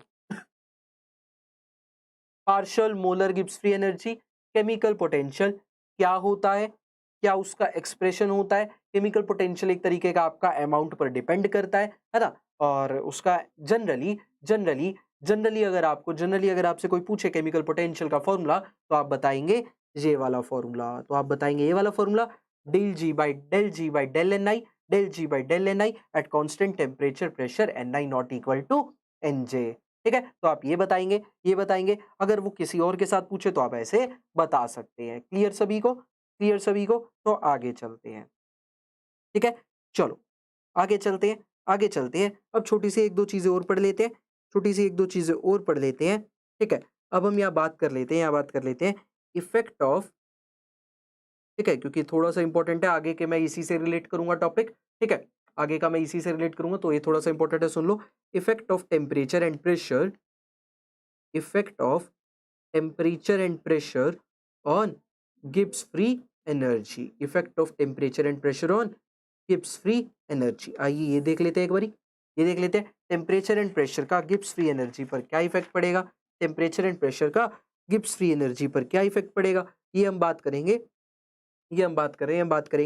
अभी क्लोज्ड सिस्टम के लिए बात करेंगे, फिर ओपन के लिए भी बात कर लेंगे। ठीक है, अभी क्लोज सिस्टम के लिए बात करते हैं, फिर ओपन के लिए भी बात कर लेंगे। ठीक है, तो एक छोटा सा एक्सप्रेशन, ये तो हमें पता ही है डीजी का क्लोज सिस्टम के लिए क्या होता है, VDP minus SDT, right. Close system के लिए क्या होता है इसका एक्सप्रेशन, वीडीपी माइनस एसडीटी। तो अगर मान लो मैं कहता हूं कि प्रेशर कांस्टेंट कर दो, प्रेशर को कांस्टेंट कर दो, प्रेशर को कांस्टेंट करोगे डीपी जीरो हो जाएगा, यानी आपका डीजी क्या बन जाएगा, माइनस एस डी टी, और डी को इधर उठा लो, डीजी के नीचे उठा लो, तो ये क्या हो जाएगा, DG by D T at constant P is equals to minus S. ये क्या हो जाएगा, DG by D T at constant P is equals to minus S, right. ठीक है, लाइक शेयर करिए वीडियो को, इतने कम लोग क्यों होते जा रहे हैं, जल्दी से लाइक शेयर करिए वीडियो को। ठीक है, ज्यादा से ज्यादा लोग जुड़े उतना ही मजा हम सबके लिए ना। ठीक है, तो DG by D T at constant P is equals to minus S, ये बन जाएगा। तो अब अगर मैं जी वर्सेस टी का ग्राफ बनाऊंगा, रुको उसको मैं ऊपर लिखता हूँ ताकि आपको अच्छे से दिखे। ठीक है, अब अगर मैं जी वर्सेस टी का ग्राफ बनाऊंगा, तो उसका स्लोप ये होगा डीजी बाई डी टी, और स्लोप कैसा है, माइनस एस। स्लोप की वैल्यू क्या आ रही है, माइनस एस, नेगेटिव है। तो क्लियरली सी बात है, अगर मैं जी वर्सेस टी का ग्राफ प्लॉट कर रहा हूं, तो जैसे जैसे स्लोप अगर बढ़ता जाएगा, वैसे वैसे एंट्रोपी की वैल्यू बढ़ती जाएगी इन दी नेगेटिव डायरेक्शन। जैसे जैसे स्लोप बढ़ेगा तो एंट्रोपी की वैल्यू भी बढ़ेगी इन द नेगेटिव डायरेक्शन, क्योंकि स्लोप कैसा है, नेगेटिव माइनस एस। स्लोप कैसा है ग्राफ का, नेगेटिव माइनस एस। तो जैसे जैसे आपकी अगर स्लोप बढ़ता जाएगा, वैसे वैसे आपकी एंट्रोपी बढ़ती जाएगी। तो अगर मान लो मैं कुछ ऐसा देखता हूं। ठीक है, ये फर्स्ट, ये सेकंड और ये थर्ड। तो जैसे जैसे आपका जैसे जैसे आपका स्लोप बढ़ता जाएगा वैसे वैसे आपकी एंट्रोपी नेगेटिव में और बढ़ती जाएगी, वैसे वैसे आपकी एंट्रोपी नेगेटिव में और बढ़ती जाएगी। यानी सबसे ज्यादा नेगेटिव एंट्रोपी किसकी कौन सी है? थर्ड वाली कर्व, फिर सेकंड वाली कर्व, फिर फर्स्ट वाली कर्व, राइट। थर्ड वाली कर्व, फिर सेकंड वाली कर्व, फिर फर्स्ट वाली कर्व, क्योंकि जैसे जैसे आपका स्लोप बढ़ेगा डीजी बाई डी टी होगा ना भाई, जी वर्सेस टी के ग्राफ का स्लोप, जी वर्सेस टी के ग्राफ का स्लोप, जी वर्सेस टी के ग्राफ का slope del G by D T, D G by D T, और वो किसके इक्वल है? माइनस एस के। वो किसके इक्वल है? माइनस एस के, माइनस एस के। तो जैसे जैसे आपका स्लोप बढ़ता जाएगा वैसे वैसे एंट्रोपी की वैल्यू बढ़ती जाएगी, but in the negative direction, -2, -3, -4, -5, -10। जैसे जैसे स्लोप बढ़ेगा नेगेटिव में माइनस एंट्रोपी की वैल्यू बढ़ती जाएगी, बढ़ती जाएगी। तो थर्ड की एंट्रोपी सबसे ज्यादा मिलेगी, थर्ड का स्लोप सबसे ज्यादा, यानी थर्ड वाली की एंट्रोपी सबसे ज्यादा, फिर सेकंड की, फिर फर्स्ट की। अगर मुझे बताना हो कि सॉलिड लिक्विड गैस में से फर्स्ट सेकंड थर्ड कौन कौन से हैं, सॉलिड लिक्विड गैस में से फर्स्ट सेकंड थर्ड कौन कौन से हैं, बताइए बताइए। सॉलिड लिक्विड गैस में से फर्स्ट सेकंड थर्ड कौन कौन से हैं? एंट्रोपी से रिलेट करोगे, एंट्रोपी से रिलेट करोगे, कर डालो, बताओ। जैसे जैसे आप स्लोप बढ़ाते जाओगे वैसे वैसे एंट्रोपी बढ़ती जाएगी। तो जरा मुझे बताइए कि अगर मुझे तीन किसी भी सब्सटेंस की तीन स्टेट्स अगर लगा रही हो, सॉलिड लिक्विड गैस जी वर्सेस टी के ग्राफ में, तो फर्स्ट सेकंड थर्ड में से कौन सी स्टेट होगी? कौन सी सॉलिड होगी, कौन सी लिक्विड होगी, कौन सी गैस होगी? जल्दी से बताइए, जल्दी से बताइए, जल्दी से बताइए। अरे सिंपल सी बात है, जिसकी या किसकी एंट्रोपी ज्यादा होती है, किसकी एंट्रोपी ज्यादा होती है, बस बता दीजिए, उस हिसाब से लगा के बता दीजिए। फर्स्ट हो जाएगी सॉलिड, सेकंड हो जाएगी लिक्विड, थर्ड हो जाएगी गैस, है ना। तो थर्ड हो जाएगी आपकी गैस, सेकंड हो जाएगी आपकी लिक्विड, एंड फर्स्ट हो जाएगी आपकी solid, right. Third gas, second liquid, first solid. क्यों? क्योंकि स्लोप क्या है, स्लोप जैसे जैसे बढ़ रहा है तो एंट्रोपी बढ़ रही है, बेशक वो नेगेटिव में बढ़ रही हो, लेकिन स्लोप बढ़ रहा है तो एंट्रोपी बढ़ रही है। और हमें पता है सबसे ज्यादा एंट्रोपी किसी भी सब्सटेंस की, अगर तीनों स्टेट प्रेजेंट हो, सॉलिड लिक्विड गैस, किसी भी सब्सटेंस की अगर तीनों स्टेट प्रेजेंट हो, सॉलिड लिक्विड गैस, तो सबसे ज्यादा एंट्रोपी किसकी होती है? गैस की। सबसे ज्यादा एंट्रोपी किसकी होती है? गैस की, फिर लिक्विड की, और फिर सॉलिड की, राइट। सबसे ज्यादा एंट्रोपी किसकी होती है? गैस की, फिर लिक्विड की, फिर सॉलिड की। तो आपका जैसे जैसे स्लोप बढ़ रहा है एंट्रोपी बढ़ रही है, बेशक वो नेगेटिव में बढ़ रही हो। तो आपका थर्ड हो जाएगा गैस, थर्ड हो जाएगी आपकी गैस, क्योंकि उसकी सबसे ज्यादा आपको स्लोप मिल रहा है, उसका सबसे ज्यादा आपको स्लोप मिल रहा है, बेशक वो नेगेटिव में मिल रहा है। ठीक है, साइन को यहाँ पर वैल्यू के साथ मत कंसीडर करिए, साइन को यहाँ पर वैल्यू के साथ कंसीडर मत करिए। आपका स्लोप बढ़ रहा है, नेगेटिव में बढ़ रहा है, हाँ नेगेटिव में बढ़ रहा है। ठीक है, तो जैसे जैसे आप स्लोप बढ़ाओगे जी वर्सेस टी के ग्राफ में, तो आपका वो गैसियस स्टेट आ जाएगा, स्लोप उसका ज्यादा होगा, तो थर्ड वाला गैस होगा। क्लियर? ठीक है, क्लियर सभी को, क्लियर सभी को। एक और इसी में पॉइंट देखो फिर ऐसे ही, एक और इसी में पॉइंट देखो फिर ऐसे ही, ये क्लियर सभी को, ये क्लियर सभी को। एक और पॉइंट देखिए इसी में, ऐसे ही हमने रिलेशन बनाया था D G is equals to V D P minus S D T. हमने क्या बनाया था? बनाया था, right, D G is equals to V D P minus S D T. ठीक है, अभी हमने क्या किया था? प्रेशर कांस्टेंट किया था। अब मान लो अगर मैं कह दूं कि टेम्परेचर कांस्टेंट है, अगर मान लो मैं कह दूं कि टेम्परेचर कांस्टेंट है, ठीक है, टेम्परेचर कांस्टेंट है, और अगर टेम्परेचर कांस्टेंट होगा तो dt जीरो हो जाएगा, dt जीरो हो जाएगा, तो आपका dg क्या हो जाएगा? dg क्या हो जाएगा? vdp के इक्वल, vdp के इक्वल। तो यहां पर फिर हम कह सकते हैं कि dg by dp at constant temperature is equals to volume, dg by dp at constant temperature is equals to volume. तो यहां पर अगर सिंपली इसका ग्राफ बनाएंगे, g वर्सेस p का, तो जैसे जैसे आपका ग्राफ का स्लोप बढ़ेगा वैसे वैसे आपका वॉल्यूम बढ़ेगा, जैसे जैसे ग्राफ का स्लोप बढ़ेगा, जैसे जैसे ग्राफ का स्लोप बढ़ेगा, जैसे जैसे ग्राफ का स्लोप बढ़ेगा वैसे वैसे आपका वॉल्यूम बढ़ता जाएगा, वॉल्यूम बढ़ता जाएगा। तो सिमिलर केस हम यहाँ पर देख सकते हैं, सिमिलर केस हम यहाँ पे देख सकते हैं। मान लो मैं कोई तीन गैसेस दिखा दूं, मान लो मैं कोई तीन स्पीशी लगा दूं, एक ही सब्सटेंस की तीन फॉर्म लगा दूं, फिर से सॉलिड लिक्विड गैस, फिर से लगा दूं मैं सॉलिड लिक्विड गैस, और फिर से कह दूं मैं फर्स्ट सेकंड थर्ड में बताइए, फर्स्ट सेकंड थर्ड में बताइए, फर्स्ट सेकंड थर्ड में बताइए कौन सी है। तो ये भी आप आराम से बता सकते हैं, बताइए जरा अब भी, अब जरा बताइए, अब जरा बताइए, सॉलिड लिक्विड गैस कौन सा होगा? जिसका स्लोप ज्यादा होगा उसका वॉल्यूम ज्यादा होगा, जिसका स्लोप ज्यादा होगा उसका वॉल्यूम ज्यादा होगा। तो सबसे ज्यादा स्लोप किसका है? थर्ड का। सबसे ज्यादा स्लोप किसका है? थर्ड का, फिर सेकंड का, फिर फर्स्ट का। तो स्लोप का भी ऑर्डर यही हो जाएगा, स्लोप का भी ऑर्डर यही हो जाएगा, और यही ऑर्डर हमारा वॉल्यूम का भी हो जाएगा, यही ऑर्डर हमारा वॉल्यूम का भी हो जाएगा। थर्ड वाली का वॉल्यूम सबसे ज्यादा होगा, थर्ड का वॉल्यूम सबसे ज्यादा होगा, फिर आपका सेकंड का, फिर फर्स्ट का, राइट। थर्ड का वॉल्यूम सबसे ज्यादा, फिर सेकंड का, फिर फर्स्ट का, है ना। तो जो स्लोप का ऑर्डर हो जाएगा वही वॉल्यूम का ऑर्डर हो जाएगा। तो बता दीजिए सॉलिड लिक्विड गैस में से कौन कौन सा होगा, राइट, बिल्कुल सही, बिल्कुल सही।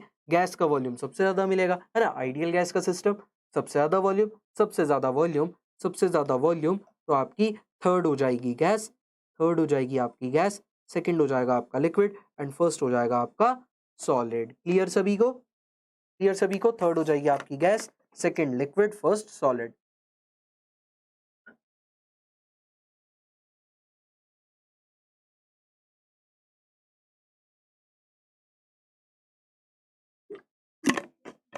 इतना मामला क्लियर सभी को, इतना क्लियर, चलो ठीक है, ये हो गया, ये भी हो गया, ठीक है। तो क्लोज सिस्टम के अंदर टेम्परेचर एंड प्रेशर का वेरिएशन देख लिया हमने, ठीक है, effect of temperature and pressure देख लिया हमने। एक बार अगर हम टेम्परेचर को कांस्टेंट करेंगे, एक बार हम प्रेशर को कांस्टेंट करेंगे on the Gibbs free energy. तो ये ग्राफ भी आपसे पेपर के अंदर पूछे गए हैं, ये ग्राफ पेपर के अंदर पूछे गए हैं। एक ग्राफ CSIR नेट के अंदर पूछा गया था, और एक ग्राफ IIT जैम के अंदर पूछा गया था, ठीक है। तो ये ग्राफ पेपर्स के अंदर पूछे गए हैं, पूछे गए हैं, तो मेरे को था कि मुझे बताने हैं, सही है, ठीक है। आगे चलते हैं, क्लियर ये भी सभी को, क्लियर सभी को। आगे चलते हैं, आगे चलते हैं। अब हम देखते हैं ओपन सिस्टम के लिए, अब हम देखते हैं टेम्परेचर एंड प्रेशर का effect on the open system. यानी अब हम देखेंगे, यानी अब हम देखेंगे effect of temperature and pressure, effect of temperature and pressure on on chemical potential. Open system में बात करेंगे यानी केमिकल पोटेंशियल पर देखेंगे, ओपन सिस्टम में बात करेंगे यानी केमिकल पोटेंशियल पर देखेंगे ना, केमिकल पोटेंशियल पे देखेंगे, ठीक है, ठीक है, केमिकल पोटेंशियल पर देखेंगे। इससे और क्या पूछ सकता है, इससे आपसे वो यही पूछ सकता है, सॉलिड लिक्विड गैस के अंदर वेरी करके वो आपसे पूछ लेगा, कंपेयर करवा देगा कि बताओ कौन कौन से है। या फिर वो क्या करेगा, किन्हीं और स्टेट्स को कंपेयर कर देगा, और फिर वो आपसे हल्का मोटा ऐसा भी दे के पूछ सकता है कि इसका वॉल्यूम ज्यादा है, कंपेयर कम है, फिर कंपेयर करो दोनों में, है ना। आपको सॉलिड लिक्विड गैस ना देकर वो आपको कुछ और स्टेट्स दे सकता है, ठीक है, क्योंकि और भी स्टेट्स पॉसिबल होती है। कई कई स्पीशी हमारी ऐसी होती है जो दो अलग अलग डिफरेंट फॉर्म्स ऑफ सॉलिड्स में रहती हैं, प्लाज्मा या बोस-आइंस्टाइन कंडेंस स्टेट भी हमारी स्टेट हो जाती है, तो उसके रिगार्डिंग वो कंपेयर करवा के आपसे कंपेयर करवा सकता है, ठीक है। लेकिन ऐसा इतना आज तक कभी गया नहीं है, यहीं तक होता है, तो ये इंपॉर्टेंट था पढ़ना, ठीक है। चलो, तो अब हम ओपन सिस्टम के रिगार्डिंग बात करेंगे, ओपन सिस्टम में बात करेंगे, यानी अब हम टेम्परेचर एंड प्रेशर का इफेक्ट देखेंगे, यानी अब हम टेम्परेचर एंड प्रेशर का इफेक्ट देखेंगे on the chemical potential, chemical potential पे, केमिकल पोटेंशियल पे टेम्परेचर एंड प्रेशर का effect on the chemical potential, ठीक है। केमिकल पोटेंशियल पे देखते हैं, आ जाओ, ठीक है। तो हमने पढ़ा केमिकल पोटेंशियल क्या होता है, म्यू आई क्या होता है, म्यू आई क्या होता है, del G by del N I, del G by del N I at constant temperature pressure and ni not equal to nj, at constant temperature and pressure and ni not equal to nj, right. यही पढ़ा हमने, यही पढ़ा हमने। मैंने आपको बताया था कि अगर केमिकल पोटेंशियल का फॉर्मूला लिखना हो या कुछ हो तो हम यही फॉर्मूला लेकर चलेंगे, तो हम यही फॉर्मूला लेकर चलेंगे, है ना।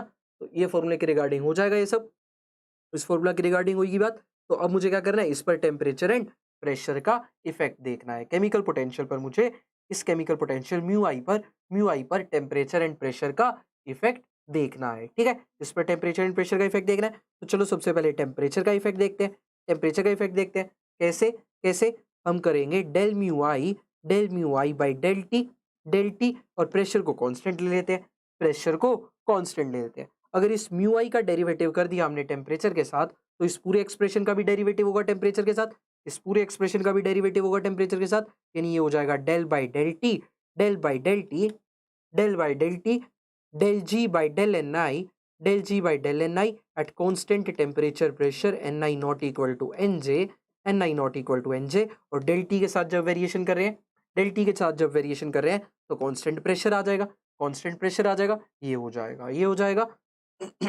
अब देखो इसमें कमाल की बात क्या है, अब देखो इसके अंदर कमाल की बात क्या है कि अब हम क्या कर सकते हैं, अब हम क्या कर सकते हैं, मैं इन दोनों वेरिएबल्स को इंटरचेंज कर सकता हूँ, del by del T into में del G by del N I है, तो नीचे से आपस में हम वेरिएबल्स को इंटरचेंज कर सकते हैं। Del N I del T की जगह आ जाए, डेल टी डेल एन आई की जगह आ जाए। और अगर आप वेरिएबल्स को चेंज करोगे तो उनके रिस्पेक्टिव कांस्टेंट भी आपके इंटरचेंज हो जाएंगे। अगर आप वेरिएबल्स को चेंज करोगे तो उनके रिस्पेक्टिव आपके कांस्टेंट्स भी इंटरचेंज हो जाएंगे, कांस्टेंट्स भी बदल जाएंगे।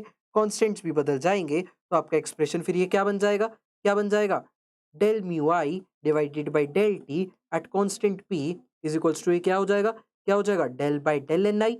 इस एन आई को बाहर उठा लिया, एन आई को बाहर उठा लिया, ये अंदर हो जाएगा del G by del T, del G by del T. ये कांस्टेंट्स भी इंटरचेंज करनी है, ये कांस्टेंट्स भी इंटरचेंज करने हैं, तो प्रेशर अंदर आ जाएगा क्योंकि हमने वेरिएबल्स भी चेंज करे हैं, वेरिएबल्स की भी पोजीशन इंटरचेंज करी है। वेरिएबल्स की पोजीशन इंटरचेंज करी है तो हम कांस्टेंट्स की भी पोजीशन इंटरचेंज करेंगे। तो बाहर आ जाएगा T P N I not equal to N J, T P N I not equal to N J, N J. अब ये तो हमें पता है del G by del T at constant P क्या होता है, अभी पढ़ा हमने ऊपर, अभी पढ़ा हमने ऊपर। Del G by del T at constant P क्या होता है, volume. Del G by del T at constant P क्या होता है, वॉल्यूम। ठीक है, del G by del T at constant P minus S होता है, माइनस एस होता है, राइट, माइनस एस होता है, माइनस एस होता है। तो आपका del mu I divided by del T at constant P क्या बन जाएगा, क्या बन जाएगा, del G by del T at constant P की जगह माइनस एस लिख सकते हैं, del G by del T at constant P की जगह माइनस एस लिख सकते हैं। तो माइनस को बाहर ले लेते हैं, ये हो जाएगा del S by del N I, del S by del N I at constant T P N I not equal to N जे।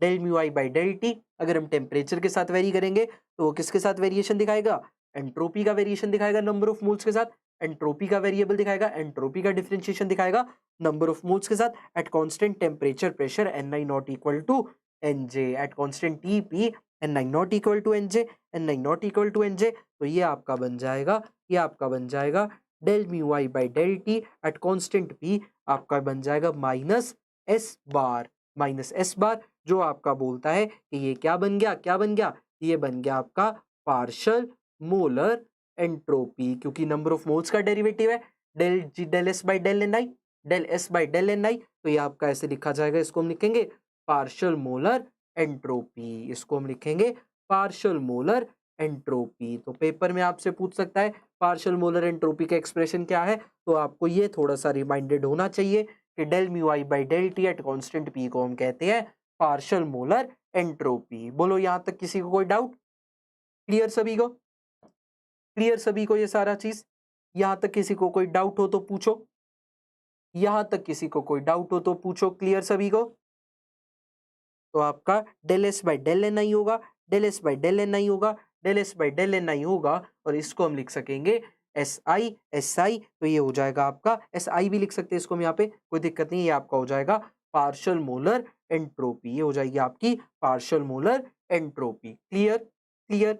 बस सिमिलर मैनर में, सिमिलर मैनर में हमें प्रेशर की वेरिएशन देखनी है, सिमिलर मैनर में हमें प्रेशर की वेरिएशन देखनी है on the chemical potential. Similar manner में हमें प्रेशर की वेरिएशन देखनी है, प्रेशर की बात करेंगे, प्रेशर की बात करेंगे तो क्लियरली हमें पता है म्यू आई क्या होता है, del G by del N I, del G by del N I at constant T P N I not equal to N J, at constant T P N I not equal to N J. अगर आप इसका pressure के साथ variation कर दोगे, अब आप इसका प्रेशर के साथ वेरिएशन कर दोगे, टेम्परेचर को कॉन्स्टेंट रखोगे, प्रेशर के साथ वेरिएशन कर दोगे, कॉन्स्टेंट रखोगे, D G by D T नहीं होगा माइनस एस की इक्वल, और D G by D T minus S की इक्वल ही तो है, D G by D T तो किया हमने, D G by D T को ही तो लिखा मैंने माइनस एस की इक्वल, तभी तो यहाँ पे क्या किया, एस लिख दिया यहाँ पे, तभी तो यहाँ पे एस लिख दिया भाई। और del by del N I तो बाहर ही था, del by del N I तो बाहर ही था, है ना। D G by D T at constant P को क्या लिखा मैंने, minus S, D G by D T at constant P को हमने क्या लिखा, minus S.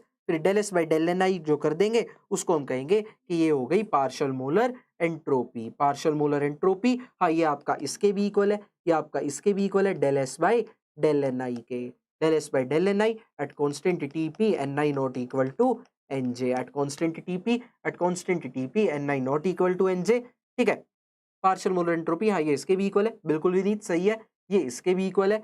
Del S by del N I partial molar entropy partially कर रहे हैं, मोलर के एंट्रोपी देख रहे हैं, तो उसको आप del S by del N I के इक्वल भी लिखते हैं, वो तो है ही है इक्वल, वो तो है ही है, सही है, कोई दिक्कत नहीं। ठीक है, तो ऐसे ही हम यहाँ पे कर सकते हैं। अगर इसका प्रेशर के साथ डेरिवेटिव कर दोगे, इसका प्रेशर के साथ डेरिवेटिव कर दोगे, तो आपका ये क्या बन जाएगा, प्रेशर के साथ डेरिवेटिव करोगे ये क्या बन जाएगा, del by del P, del by del P, del G by del N I, del G by del N I, T P N I not equal to N J, T P N I not equal to N J. और pressure के साथ derivative temperature constant, pressure के साथ derivative temperature constant. Vineet clear हुआ doubt? लिख सकते हैं हम, लिख सकते हैं हम। इसको हम del S by del N I के इक्वल लिख सकते हैं, इसको हम del S by del N I के इक्वल लिख सकते हैं। तो ये हो जाएगा। बस कहानी वही करनी है, फिर से वेरिएबल्स इंटरचेंज कर दो, कांस्टेंट भी इंटरचेंज कर दो, वेरिएबल्स नीचे वाले डेरिवेटिव इंटरचेंज कर दो, कांस्टेंट भी इंटरचेंज कर दो, बस वही कहानी। क्या हो जाएगा ये, del mu I by del P at constant T is equals to में del by del N I, del by del N I, del G by del P, del G by del P at constant T हो जाएगा। Temperature अंदर आ जाएगा, temperature अंदर आ जाएगा, बाहर आ जाएगा T P N I not equal to N J, T P N I not equal to N J, T P N I not equal to N J. ये हो जाएगा, ये हो जाएगा। अब del G by del P at constant T तो हमें पता है क्या होता है, volume, volume. Del G by del P, del G by del P at constant T तो हमें पता है क्या होता है, वॉल्यूम, वॉल्यूम। तो आपका ये क्या बन जाएगा, आपका ये बन जाएगा del mu I divided by del P at constant T, आपका बन जाएगा, ये आपका बन जाएगा del V by del N I, del V by del N I at constant T P N I not equal to N J. सही लिखा है हमने, सही लिखा है हमने। Del G by del P at constant T, del G by del P at constant T क्या बन जाएगा, वॉल्यूम, वॉल्यूम। ये वॉल्यूम बन जाएगा। So del V by del N I हो जाएगा, del mu I by del P at constant T, right. ये del V by del N I हो जाएगा, जिस वजह से हम कहेंगे कि हमारा del mu I by del P at constant T जो है वो हो गया पार्शियल मोलर वॉल्यूम, वो हो गया हमारा, वो हो गया हमारा पार्शियल, पार्शियल मोलर वॉल्यूम। ठीक है, वो हो गया हमारा पार्शियल मोलर वॉल्यूम। क्लियर सभी को, क्लियर सभी को? ये हमारा हो जाएगा पार्शियल मोलर वॉल्यूम। इसको हम ये भी लिख सकते हैं del V by del N I partial molar volume मतलब, और या फिर हम इसको लिख सकते हैं del mu I by del P at constant T, आपका हो जाएगा वो partial molar volume. Clear, clear सभी को? यहां तक सभी को क्लियर? क्लियर सभी को? बता दो मुझे, बता दो मुझे, यहां तक सभी को क्लियर? आगे चले, आगे चले, क्लियर सभी को यहां तक?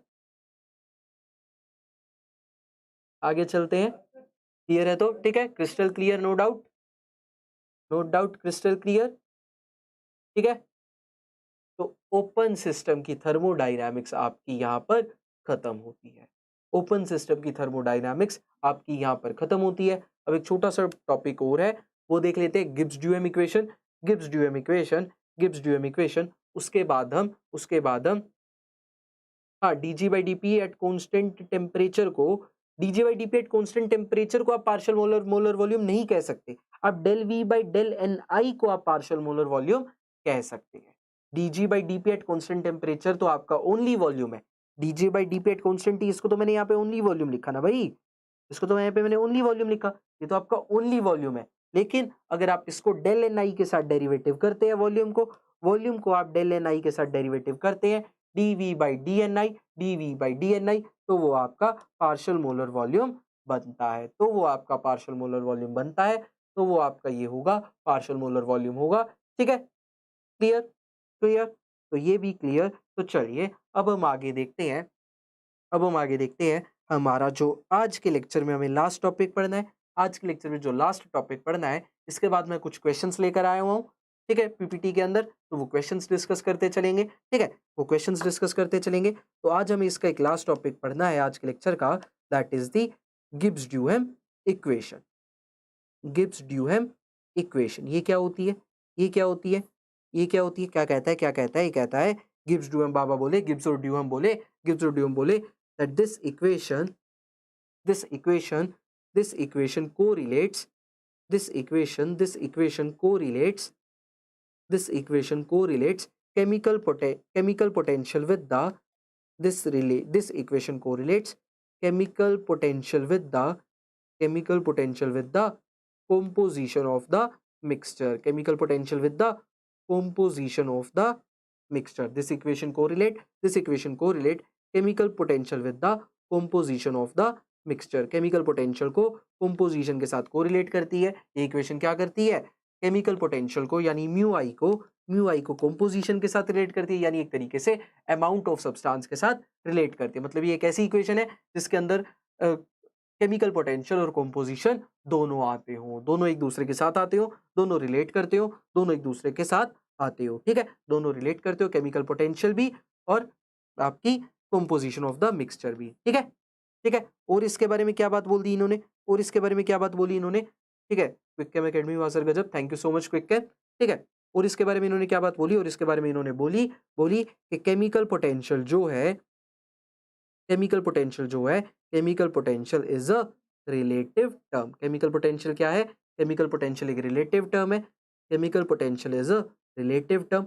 रिलेटिव टर्म से क्या मतलब, क्या मतलब, इसका मतलब ये, मान लो अगर आप कोई दो स्पीशीज को मिला देते हो, मान लो अगर आप कोई दो स्पीशीज को मिला देते हो ए और बी को, और एक का केमिकल पोटेंशियल अगर म्यू1 है और एक का म्यू2 है, और बाय चांस आप कैसे भी करके अगर आप एक का केमिकल पोटेंशियल बढ़ाओगे तो दूसरे का घटेगा, क्योंकि केमिकल पोटेंशियल जो है वो आपस में एक दूसरे के साथ कोरिलेट करते हैं। रिलेटिव टर्म है, रिलेट करते हैं उसके साथ। अगर आपने एक बाइनरी मिक्सचर बना दिया, अगर आपने एक बाइनरी मिक्सचर बना दिया, अगर आपने एक बाइनरी मिक्सचर बना दिया, दो चीजों को मिक्स करा, ठीक है, और सिस्टम को आपने ओपन रखा है, ठीक है, या क्लोज भी रखो सिस्टम को, क्योंकि केमिकल पोटेंशियल तो तब भी होगा स्पीशीज का, केमिकल पोटेंशियल तो तब भी होगा स्पीशीज का।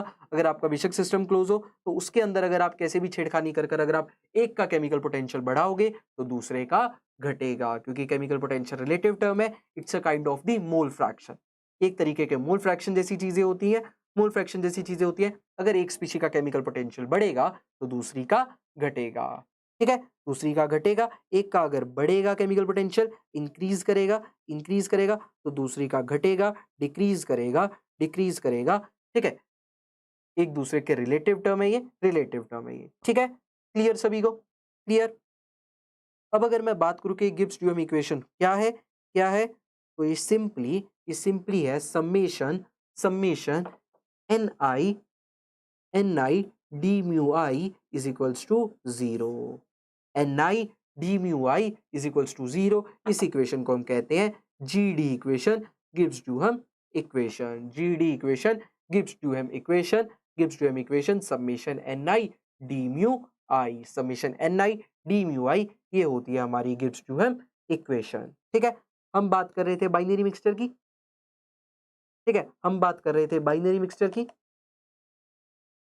हम बात कर रहे थे बाइनरी मिक्सचर की। बाइनरी मिक्सचर की बात हो रही थी, यानी हमने दो स्पीशीज को मिलाया था N1 प्लस N2। तो अगर किन्हीं दो चीजों को मिलाकर किसी बाइनरी मिक्सचर पर अगर मैं गिब्स ड्यूहम इक्वेशन लगाऊंगा, किन्हीं दो चीजों को मिलाकर अगर मैं उनके ऊपर गिब्स ड्यूहम इक्वेशन लगाऊंगा तो क्या हो जाएगा, summation N I D mu I था। गिब्स ड्यूहम इक्वेशन क्या है, summation N I D mu आई। तो मतलब जितनी मर्जी चीजें आपने मिलाई हो उनका अगर मैं इस तरीके से उनको लिखूंगा तो वो समेशन 0 होगा। अगर मैंने दो चीजें मिलाई हैं, बाइनरी मिक्सचर किया है, तो क्या हो जाएगा वो n1 d mu1 plus n2 d mu2 is equals to 0, क्योंकि summation N I D mu I 0 के इक्वल है, summation N I D mu I 0 के इक्वल है। तो अगर मैं दो स्पीशीज मिलाऊंगा तो उसको फिर मैं समेशन के रूप में एडिशन में ऐसे लिख सकता हूँ, n1 d mu1 plus n2 d mu2 is equals to 0। n1 d mu1 plus n2 d mu2 is equals to 0, ये बन जाएगा। अब आप चाहो तो किसी भी d mu1 या d mu2 की वैल्यू वो भी फाइंड आउट कर सकते हो। कैसे, इसको इधर ले जाते हैं, सो n1 d mu1 क्या हो जाएगा, माइनस n2 d mu2, और फिर यहाँ से अगर आप d mu1 की वैल्यू निकालना चाहो तो वो भी निकाल सकते हो। क्या हो जाएगी, n1 को इधर ले जाते हैं, मल्टीप्लाई में है, इधर डिवाइड में आ जाएगा, तो ये हो जाएगा minus n2 d mu2 divided by n1। क्या रिपीट करना है बताइए जरा, क्या रिपीट करना है, रिपीट कर देंगे, कोई दिक्कत नहीं है। गिब्स ड्यूहम इक्वेशन की हम बात कर रहे थे, क्या होती है गिब्स ड्यूहम इक्वेशन, ये इक्वेशन रिलेट करती है केमिकल पोटेंशियल को कंपोजिशन के साथ। ठीक है, ये इक्वेशन रिलेट करती है केमिकल पोटेंशियल को कंपोजिशन के साथ, यानी केमिकल पोटेंशियल म्यू आई को या किसी भी स्पीशीज के केमिकल पोटेंशियल को म्यू1 म्यू2 वगैरह किसी को भी उसके कंपोजिशन के साथ, यानी उसके नंबर ऑफ मोल्स, उसके अमाउंट के साथ ये होती है हमारी Gibbs Duhem equation, summation N I D mu I is equals to 0, summation N I D mu I is equals to 0। तो कोई भी अगर मान लो आपने स्पीशी ली है, कोई भी अगर आपने स्पीशी ली है, क्या हो गया भाई मेरा नाम लो, क्या हो गया, ठीक है मधुरी, ठीक है, summation N I D mu i, summation N I D mu आई, तो ये होता है 0 के इक्वल। अगर आपने मान लो कोई भी 2-3 स्पीशी मिक्स करी तो आप ये इक्वेशन उसके रिगार्डिंग लिख सकते हो, उसके नंबर ऑफ मोल्स इनटू में उसकी केमिकल पोटेंशियल का differentiation D mu one N one D mu one. तो ऐसी हमने बात करी। अगर हम बाइनरी मिक्सचर लेते हैं, अगर हम बाइनरी मिक्सचर लेते हैं, अगर हम बाइनरी मिक्सचर लेते हैं तो गिब्स ड्यूएम इक्वेशन के रिगार्डिंग हम उसको ऐसे लिख सकते हैं, N one D mu one plus N two D mu two, N one D mu one plus N two D mu two is equals to 0, N one D mu one plus N two D mu two is equals to 0। ठीक है, ठीक है, N one D mu one plus N two D mu to equals to 0। तो आप इस तरीके से इसको लिख सकते हो। ठीक है, तो आपका ये बन जाएगा, डी म्यू वन की वैल्यू फिर आप निकालोगे तो ये आ जाएगी। और मैंने आपको बताया केमिकल पोटेंशियल क्या होती है, रिलेटिव टर्म। रिलेटिव टर्म एक दूसरे के साथ रिलेट करते हैं, मतलब अगर आपने दो स्पीशी मिलाई हैं और उनमें से एक का अगर केमिकल पोटेंशियल बढ़ेगा तो दूसरी का घटेगा, एक का केमिकल पोटेंशियल बढ़ेगा तो दूसरी का घटेगा। क्लियर, क्लियर सभी को, बता दीजिए क्लियर सभी को। ठीक है, क्लियर सभी को, कॉन्सेप्ट समझ में आ गया, Gibbs Duhem equation, Gibbs Duhem equation समझ में आ गई। बस आपको यही याद रखना है भाई, आपको बस सिंपली यही याद रखना है, summation N I D mu I is equals to 0, summation N I D mu I is equals to 0।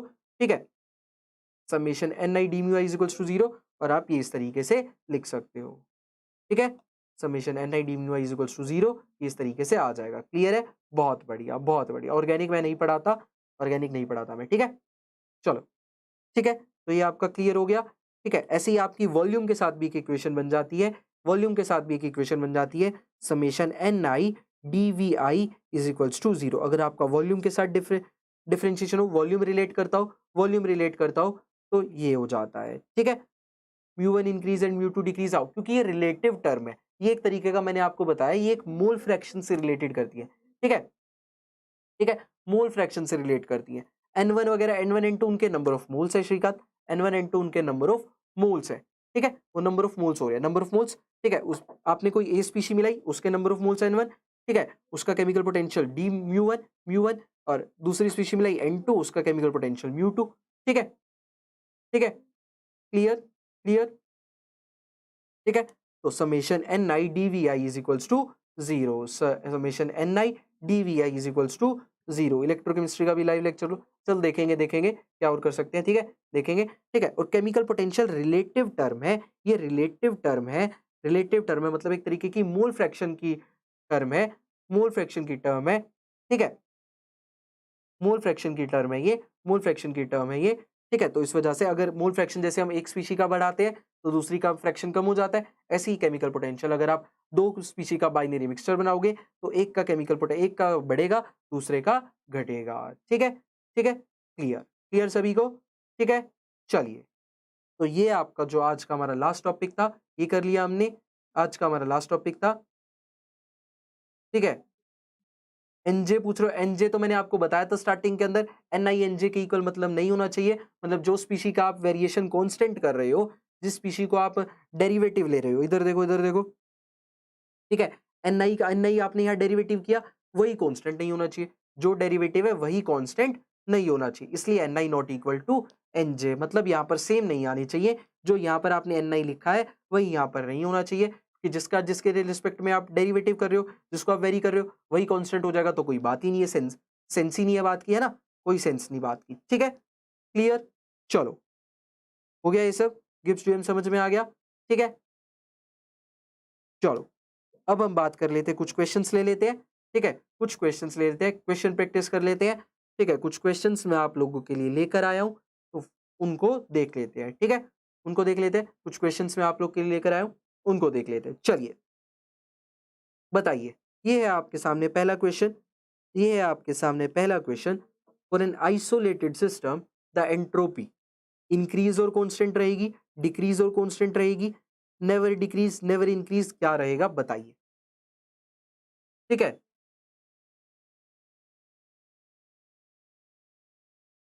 ठीक है, बताइए। तो 9th क्लास में हूँ, जेई पढ़ रहा हूँ, तो मत पढ़ो भाई, ठीक है, कोई बात नहीं। इधर देखो, इधर देखो, बताइए जरा, बताइए जरा, क्या हो सकता है इस क्वेश्चन का आंसर? क्या हो सकता है इस क्वेश्चन का आंसर? जल्दी से बताइए, जल्दी से बताइए, क्या हो सकता है इस क्वेश्चन का आंसर? क्या हो सकता है इस क्वेश्चन का आंसर? ठीक है, जल्दी से बताइए, जल्दी से बताइए, क्या हो सकता है इस क्वेश्चन का आंसर?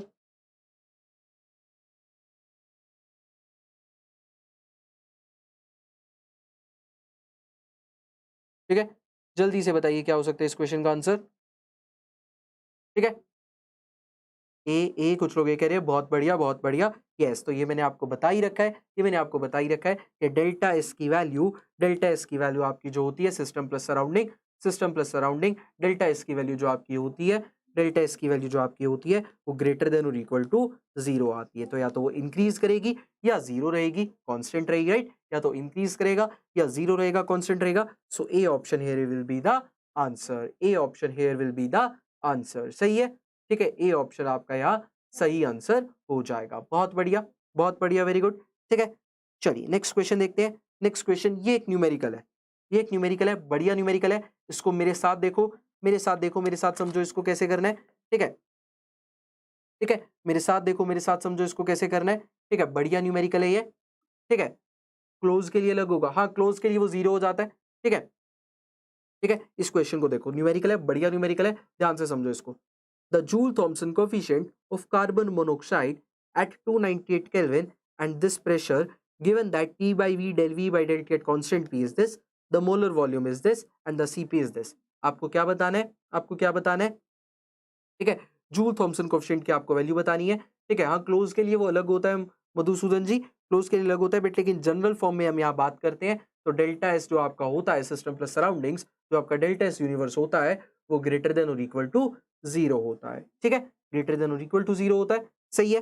ठीक है, इधर देखो, अब इधर देखो, जूल थॉमसन कोएफिशिएंट आपको निकालना है, यानी म्यू जेटी आपको निकालना है, राइट? म्यू जेटी हमको निकालना है, म्यू जेटी निकालना है। ठीक है, टेम्परेचर आपको कितना दिया गया है? 298 केल्विन, 298 केल्विन। प्रेशर आपको दिया गया है 40.53 मेगा पास्कल, मेगा पास्कल यानी 10 की पावर 6 पास्कल, मेगा पास्कल यानी 10 की पावर 6 पास्कल, सही है। ठीक है, T by V, T by V, del V by del T at constant P की वैल्यू दे दी गई है 0.984। T by V del V by del T at constant P की वैल्यू दी गई है। मोलर वॉल्यूम भी दे दिया गया है, वीएम की वैल्यू भी दे दी गई है। वीएम मोलर वॉल्यूम कितना? 76 सेंटीमीटर क्यूब पर मोल, यानी 76 सेंटीमीटर क्यूब को मैं एमएल लिख सकता हूँ, सेंटीमीटर क्यूब को एमएल भी लिख सकते हैं, राइट? एमएल पर मोल। ठीक है, लिख लेना, कोई दिक्कत नहीं है, कर सकते हैं। ठीक है, और सीपीएम की भी वैल्यू आपको दी गई है।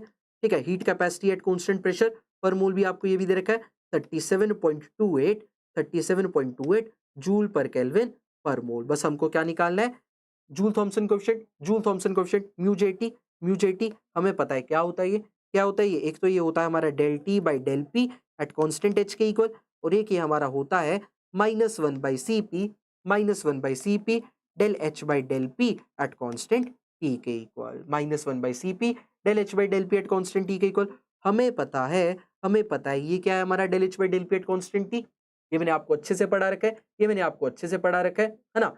ये मैंने आपको अच्छे से पढ़ा रखा है, del del H by del P at constant T. ये क्या होता है? ये क्या होता है आपका second equation of state, second thermodynamic equation of state, second equation of state, right? ये होती है हमारी second equation of state, second thermodynamic equation of state. तो इसकी वैल्यू हमारी क्या निकलती है?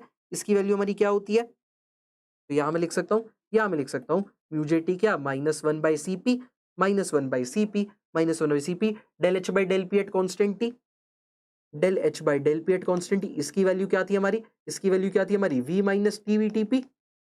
इसकी वैल्यू क्या होती है हमारी? V minus T V T P, V minus T V T P, right? V minus T V T P होती है, तो यहाँ पर हम इसको V minus T V T P साथ में लिख सकते हैं, V minus T V T P साथ में लिख सकते हैं, लिख सकते हैं। अब हमें किस किस की वैल्यू दे रखी है?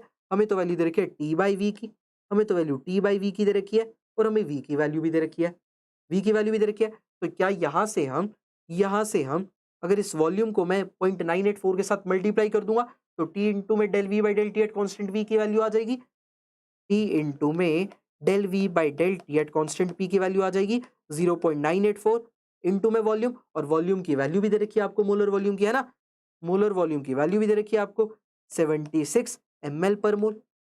सही है, सही है। तो T इंटू में del V by del T at constant P की वैल्यू हो गई, Cp की भी वैल्यू है आपके पास, वॉल्यूम की भी वैल्यू है आपके पास, T del V by del T at constant P की वैल्यू भी आ गई।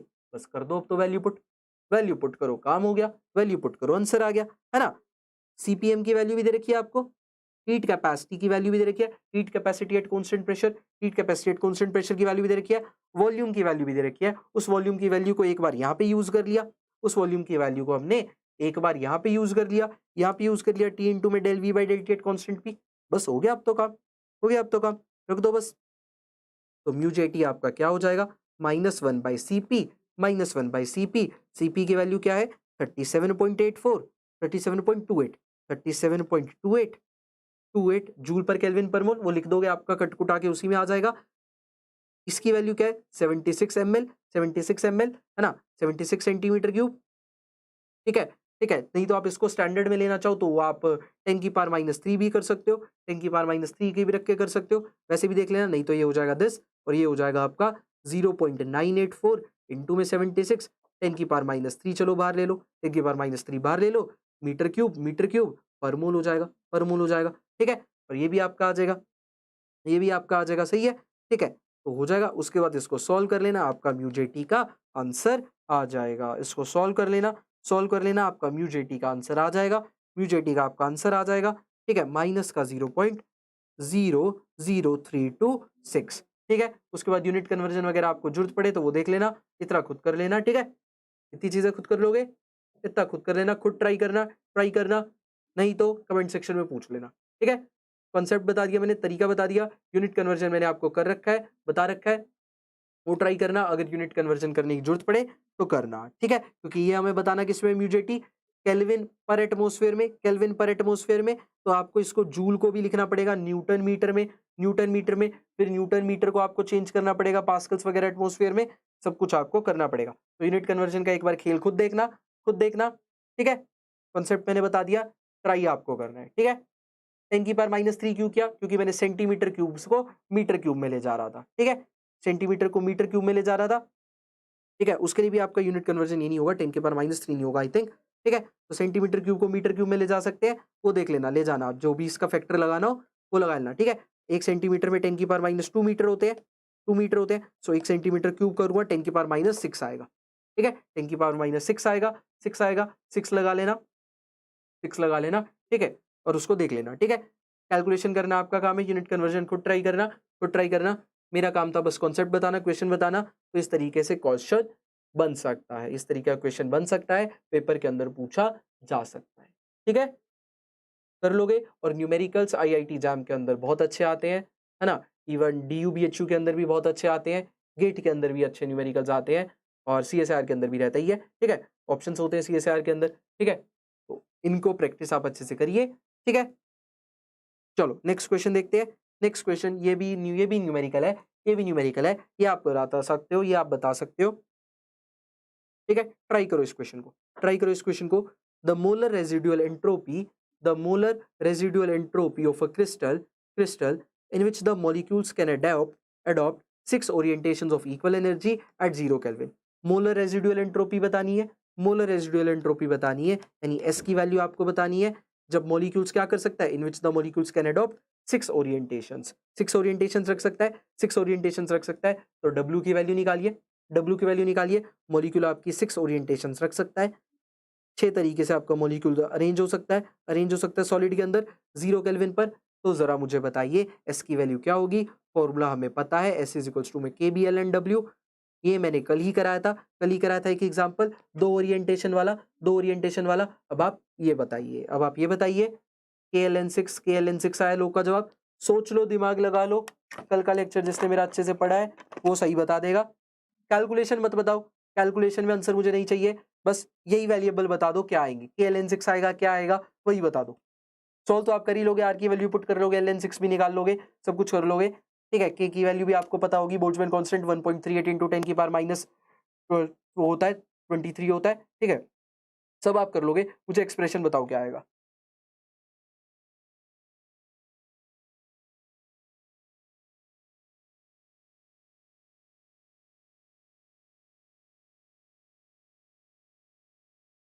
एक्सप्रेशन बताइए, एक्सप्रेशन क्या आएगा जल्दी से। 14.89, 14.89, बहुत बढ़िया, बहुत बढ़िया, आपने सॉल्व कर कर भी बता दिया। वेरी गुड अदिति, बहुत बढ़िया, बहुत बढ़िया। देखो कल मैंने आपको बताया था, ठीक है, कि आपको क्या करना है और निकालना भी किसमें, पर मोल में। पर मोल में यानी आपको ओरिएंटेशंस किस में लेनी है, पर मोल के अंदर। ओरिएंटेशंस किस में लेनी है, पर मोल के अंदर।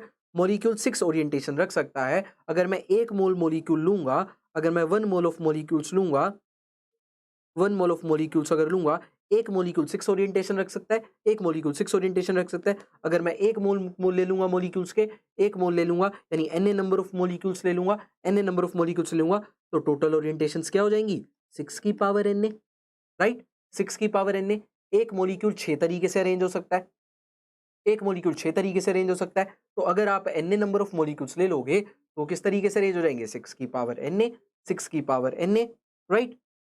ठीक है, वो पावर में आ जाता है, फैक्टर करते हैं उसको, तो बस W की जगह पर आपको रखना है 6 की पावर एन। तो S इज इक्वल्स टू में के बी एल एन 6 की पावर एन, एन आगे आ जाएगा, एन आगे आ जाएगा, और के बी इंटू एन तो हमें पता है क्या बनता है, आर। एल एन सिक्स के बी इंटू एन क्या बनता है, आर। तो ये हो जाएगा आर एल एन 6। और यहाँ पे आप आर की वैल्यू रखोगे, आर की वैल्यू रखोगे 8.314, 8.314।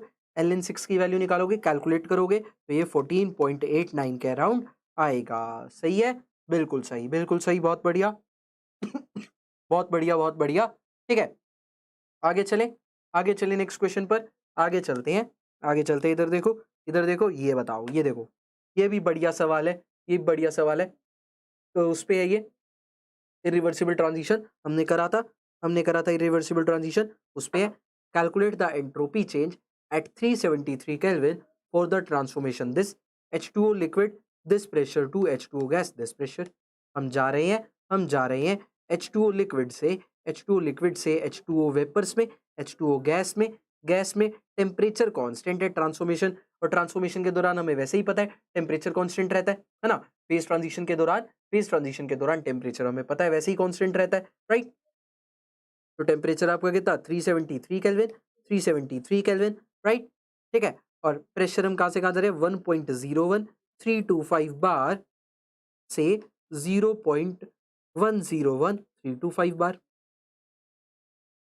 एटीएम और बार में रिलेशन बताना, एटीएम और बार के अंदर मुझे रिलेशन बताइए। 1 एटीएम किसके इक्वल होता है, 1 एटीएम कितने बार के इक्वल होता है, जरा बताओ।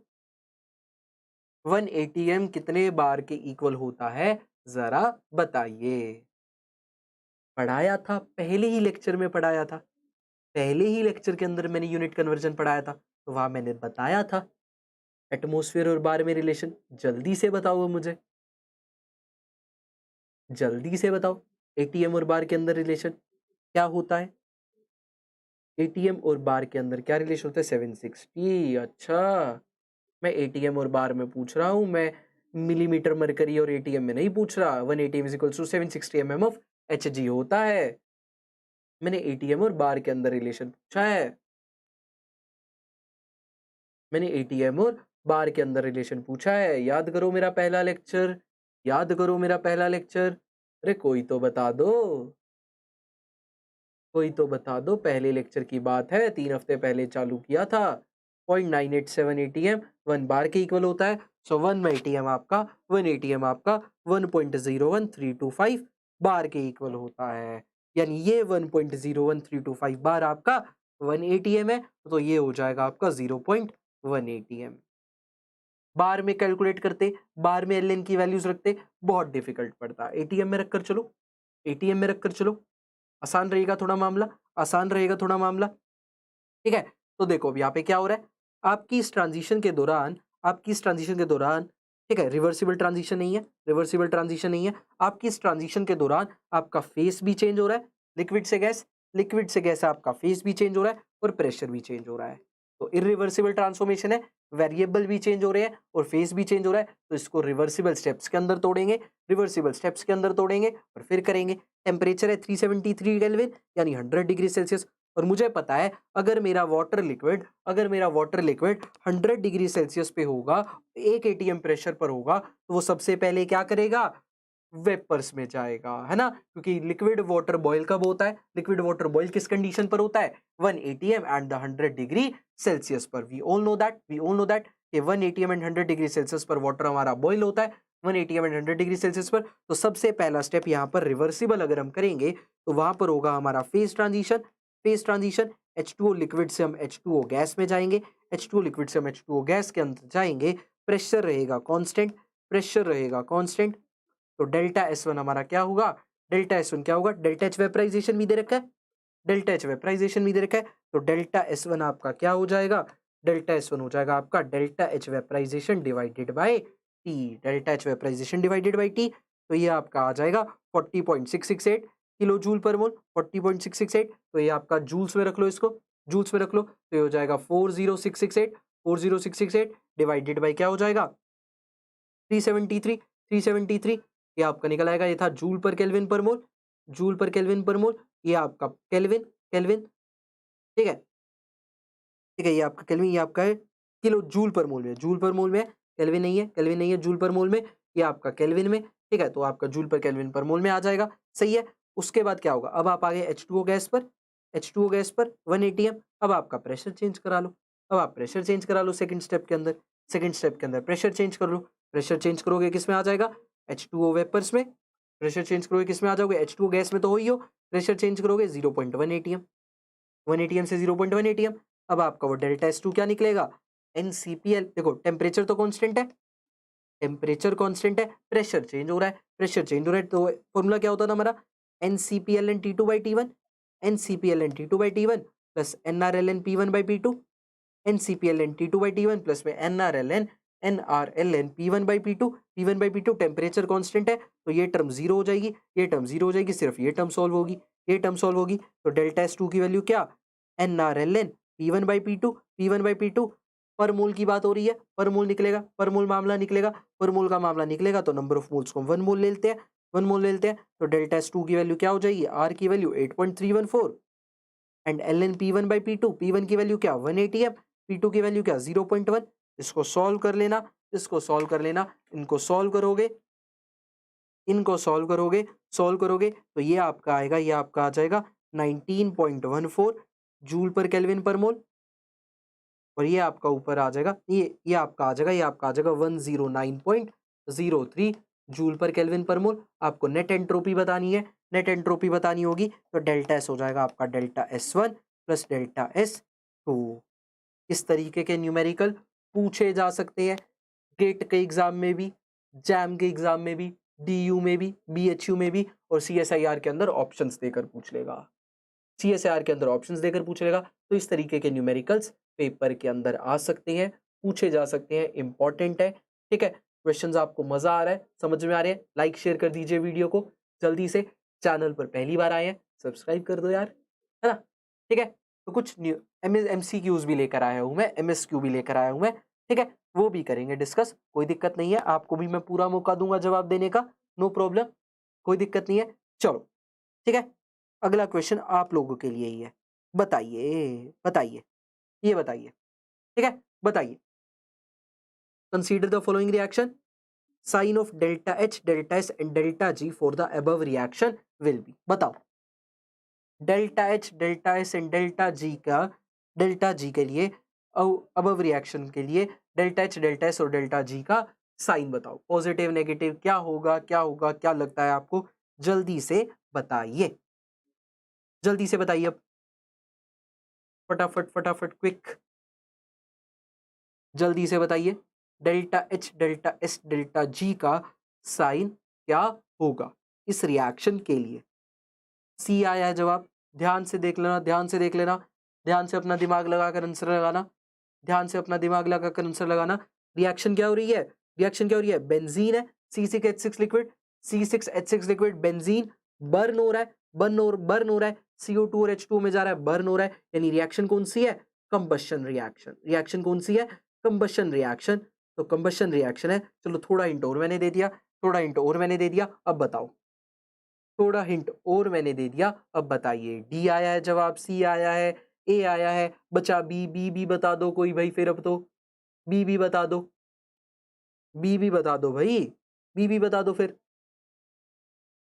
ठीक है, तो ध्यान से सुनो, इधर देखो, इधर देखो, हो गई तुम्हारी नैया, डूब गई, बस डूब गई नैया, पता लग गया मुझे कितना आता है समझ में। ठीक है, इधर देखो, ठीक है, कंबशन रिएक्शन है, किसी चीज को आप जला रहे हो, जबरदस्ती जला रहे हो, एनर्जी प्रोवाइड कर रहे हो, जबरदस्ती जला रहे हो ना भाई, एनर्जी प्रोवाइड कर रहे हो, उसको कंबस्ट कर रहे हो, जला रहे हो, किसी को आग लगा रहे हो, जबरदस्ती कर रहे हो ना भाई। आप बाहर भी किसी को आग लगा के आते हो, जला के आते हो, जबरदस्ती करते हो मामला जानकर, है ना। तो एनर्जी आप दे रहे हो, एनर्जी आप दे रहे हो, एनर्जी आप दे रहे हो, तो रिएक्शन कैसी हो जाएगी, एंडोथर्मिक। रिएक्शन कैसी हो जाएगी, एंडोथर्मिक। और एंडोथर्मिक अगर रिएक्शन होगी तो गधो डेल्टा एच पॉजिटिव आएगा ना। अगर एंडोथर्मिक रिएक्शन होगी तो डेल्टा एच पॉजिटिव आएगा, डेल्टा एच पॉजिटिव आएगा, तो बी और सी तो वैसे ही कट गए।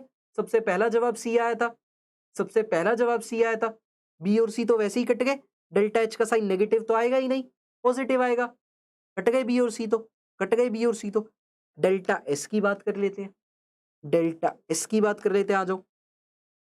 डेल्टा एस क्या होता है, अगर एंट्रोपीनेस और डिसऑर्डरनेस बढ़ेगी, क्या कहते हैं, अगर number of moles product side में बढ़ रहे होंगे, gaseous number of moles, gaseous number of moles अगर प्रोडक्ट साइड में बढ़ रहे होंगे, गैसियस नंबर ऑफ मोल्स अगर प्रोडक्ट साइड में बढ़ रहे होंगे, प्रोडक्ट की साइड में अगर बढ़ रहे होंगे गैसियस नंबर ऑफ मोल्स, तो आपकी एंट्रोपी बढ़ेगी, अदरवाइज वो कम घटेगी, अदरवाइज वो नेगेटिव में आ जाएगी, है ना, अदरवाइज वो नेगेटिव में आ जाएगी, है ना। अगर आपके gaseous number of moles product में बढ़ रहे होंगे, प्रोडक्ट में बढ़ रहे होंगे, तो आपकी एंट्रोपी बढ़ेगी वरना वो घट जाएगी। यहाँ पर 6 तो CO2 की गैस के हैं, 3 इसके हैं, यहाँ पर 15/2 सिर्फ इसके थे। तो number of moles, gaseous number of moles, gaseous number of moles आपके प्रोडक्ट में बढ़ रहे हैं, गैसियस नंबर ऑफ मोल्स आपके प्रोडक्ट में बढ़ रहे हैं, तो एंट्रोपी का चेंज कैसा आएगा, पॉजिटिव। एंट्रोपी का चेंज कैसा आएगा, पॉजिटिव। एंट्रोपी का चेंज कैसा आएगा, पॉजिटिव आएगा, पॉजिटिव आ जाएगा। ठीक है, एंट्रोपी का चेंज पॉजिटिव आएगा, डेल्टा एस एंट्रोपी चेंज होता है भाई, डेल्टा एस मोर क्या बताऊं, डेल्टा एस पॉजिटिव चेंज होता है। ठीक है, डेल्टा एस आपका entropy change, entropy change, entropy change आपका पॉजिटिव आएगा, पॉजिटिव आएगा, तो ये पॉजिटिव रहा, यहाँ पे तो नेगेटिव होता है। सो डी ऑप्शन आपका आंसर हो जाएगा, डी ऑप्शन आपका आंसर हो जाएगा। ठीक है, डी ऑप्शन आपका आंसर हो जाएगा, डी ऑप्शन आंसर हो जाएगा। डेल्टा जी की बात करेंगे, डेल्टा जी की बात करेंगे तो आपकी रिएक्शन जा तो रही है, आपकी रिएक्शन हो तो रही है ना, आपकी रिएक्शन पॉसिबल तो हो ही रही है, तो स्पॉन्टेनियस भी है और एंट्रोपी में ज्यादा चेंज हो रहा है। डेल्टा जी क्या होता है, डेल्टा जी क्या होता है, delta H minus T delta S. Delta G क्या होता है, delta H minus T delta S, delta H minus T delta S. तो आपका एंट्रोपी चेंज ज्यादा है क्योंकि नंबर ऑफ मोल्स गैसियस के अंदर बहुत ज्यादा बढ़ रहे हैं, नंबर ऑफ मोल्स गैसेस के अंदर गैसियस प्रोडक्ट्स बहुत ज्यादा बढ़ रहे हैं, तो ये डोमिनेट कर जाएगा, ये वाला पार्ट आपका डोमिनेट कर जाएगा, डोमिनेट कर जाएगा, जिस वजह से डेल्टा जी जो है वो नेगेटिव आएगा, डेल्टा जी जो है वो नेगेटिव आएगा, नेगेटिव आएगा। डी ऑप्शन आपका आंसर हो जाएगा, डी ऑप्शन आपका आंसर हो जाएगा। क्लियर, क्लियर, तो डी ऑप्शन यहाँ पर आंसर हो जाएगा। ठीक है, आगे चलते हैं नेक्स्ट क्वेश्चन की तरफ, आगे चलते हैं नेक्स्ट क्वेश्चन की तरफ। ये है एमएसक्यू, ये है एमएसक्यू, ये बताइए MSQ, which of the following properties are characteristics of an ideal solution. बताइए, अच्छे से बताना। आइडियल सॉल्यूशन की, आइडियल मिक्सचर की मैंने आपको प्रॉपर्टी सारी पढ़ाई थी, सारी पढ़ाई थी, हर एक प्रॉपर्टी बताई थी। ठीक है, जल्दी से बताइए, जल्दी से बताइए। आइडियल मिक्सिंग, आइडियल सॉल्यूशन की मैंने आपको सारी प्रॉपर्टीज बताई थी, तो वहां मैंने आपको क्लियरली बताया था। ठीक है, क्लियरली वहां मैंने आपको बताया था कि क्या होता है मिक्सिंग के दौरान, क्या कांस्टेंट रहेगा, क्या बढ़ेगा घटेगा, सब कुछ बताया था। जल्दी से बताओ, बी एंड सी। अच्छा, जल्दी से बताओ, जल्दी से बताओ, क्या लगता है आपको। मैंने अच्छे से पढ़ाया था, जिसने मेरा लेक्चर पढ़ा होगा, देखा होगा, वो सही बता पाएगा, वो सही बता पाएगा। जल्दी से कमेंट कीजिए, जल्दी से कमेंट कीजिए, बताइए क्या लगता है आप सबको। ठीक है, तो आइडियल सॉल्यूशन, आइडियल मिक्सिंग की बात हो रही है। विच of the following with the characteristics of an ideal solution, ideal mixing की बात हो रही है, राइट। ए बी आया है, बहुत सही, बहुत सही। ठीक है, आइडियल सॉल्यूशन, आइडियल मिक्सिंग की बात हो रही है ना। तो आइडियल मिक्सिंग के दौरान, आइडियल सॉल्यूशन या आइडियल मिक्सिंग के दौरान मैंने आपको बताया था कि आपका delta H mixing, delta U mixing, delta we mixing क्या होता है, जीरो होता है। Delta H mixing, delta U mixing and delta we mixing, delta we mixing क्या होता है आपका, जीरो के इक्वल होता है, जीरो के इक्वल होता है, तो ये तो नेगेटिव पॉजिटिव कह रहा है, सी और डी तो हो ही नहीं सकते, सी और डी तो हो ही नहीं सकते। और डेल्टा एस मिक्सिंग मैंने आपको बताया था greater than equal to zero, और डेल्टा जी मिक्सिंग आपका होता है लेस देन और इक्वल टू जीरो। ठीक है, जिसको पढ़ना हो वो यहाँ रुके, बाकी अपना छोड़कर जा सकते हैं, किसी को कोई रिस्ट्रिक्शन नहीं है, आप अपने घर बैठे हैं मजे से। ठीक है, तो फालतू कमेंट ना करें यहाँ पर। ठीक है, ठीक है, तो delta S mixing positive, delta S mixing positive रहेगा, डेल्टा एस मिक्सिंग पॉजिटिव आएगा। ठीक है, डेल्टा एस मिक्सिंग पॉजिटिव होगा और डेल्टा जी मिक्सिंग नेगेटिव होता है। सो ए और be here will be the correct answer, A and be here will be the correct answer. ठीक है, ए और बी यहाँ पर करेक्ट आंसर हो जाएंगे। क्लियर? ठीक है, क्लियर। आगे चलते हैं, आगे चलते हैं। ठीक है, ये देखिए, ये आसान सा क्वेश्चन है, ये आप आराम से बता सकते हैं। ठीक है, बिल्कुल सही, ए और बी बिल्कुल सही। ठीक है, ये देखिए, इस क्वेश्चन को देखिए, इस क्वेश्चन को देखिए, the molar heat of vaporization for ethanol is this. ठीक है, मोलर हीट ऑफ वेपराइजेशन आपको दे दी गई है, दे दी गई है 37.4 किलो जूल पर मोल। ठीक है, if the boiling point of the ethanol is this, boiling point भी दे दिया गया है 78 degree Celsius. Calculate delta S in joule पर kelvin for 0.5 mole of ethanol.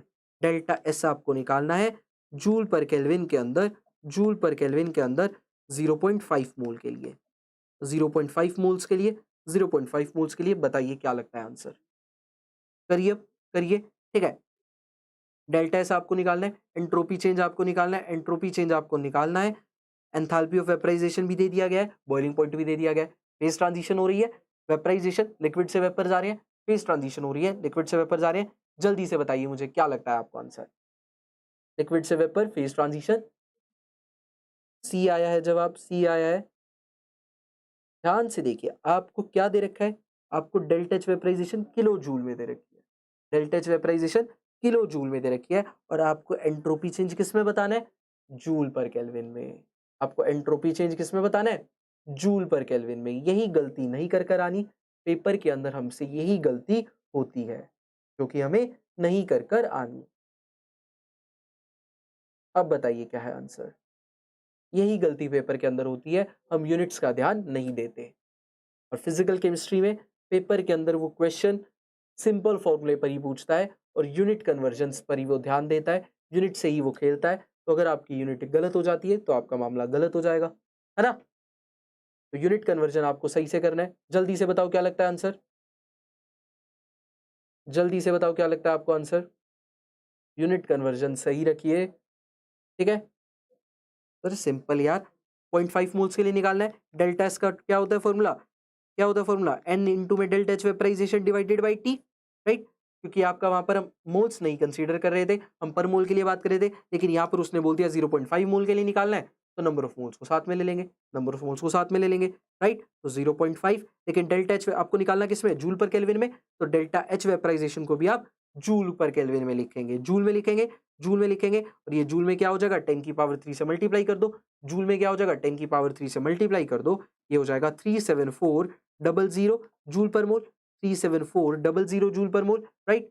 तो ये हो जाएगा 3740000 जूल पर मोल, 00 जूल पर मोल divided by temperature.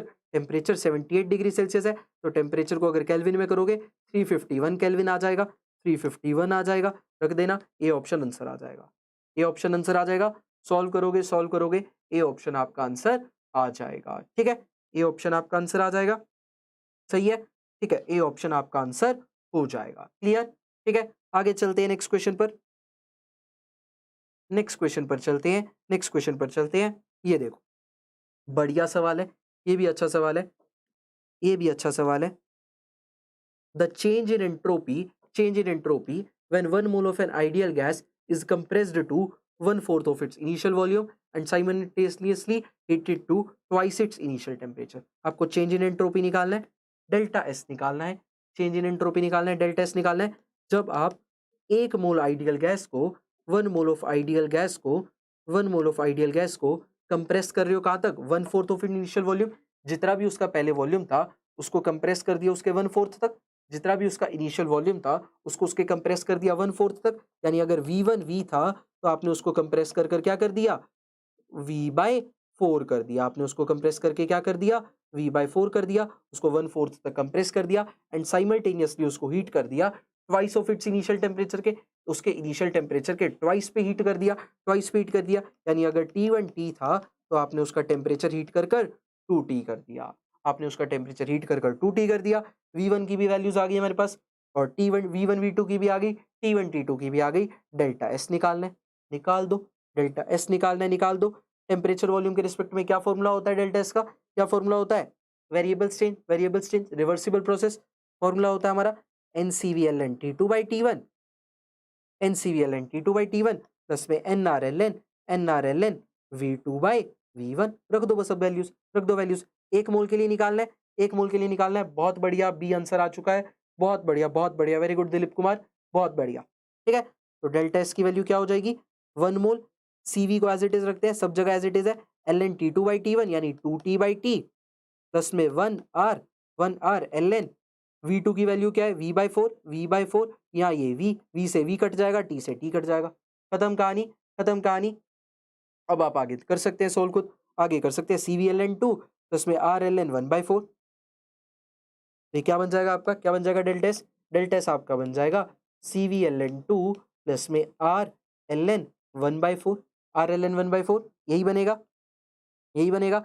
CVLN2 plus में RLN 1/4, इसको सॉल्व करेंगे तो 1/4 को मैं क्या लिख सकता हूँ, CVLN2 1/4 को हम क्या लिख सकते हैं, LN 4 की पावर -1, 4 की पावर -1, -1 को आगे उठा लो, -1 को आगे उठा लो, -1 को आगे उठाओगे, CVLN2 माइनस RLN4 और 4 को भी मैं क्या लिख सकता हूँ, 2 का स्क्वायर।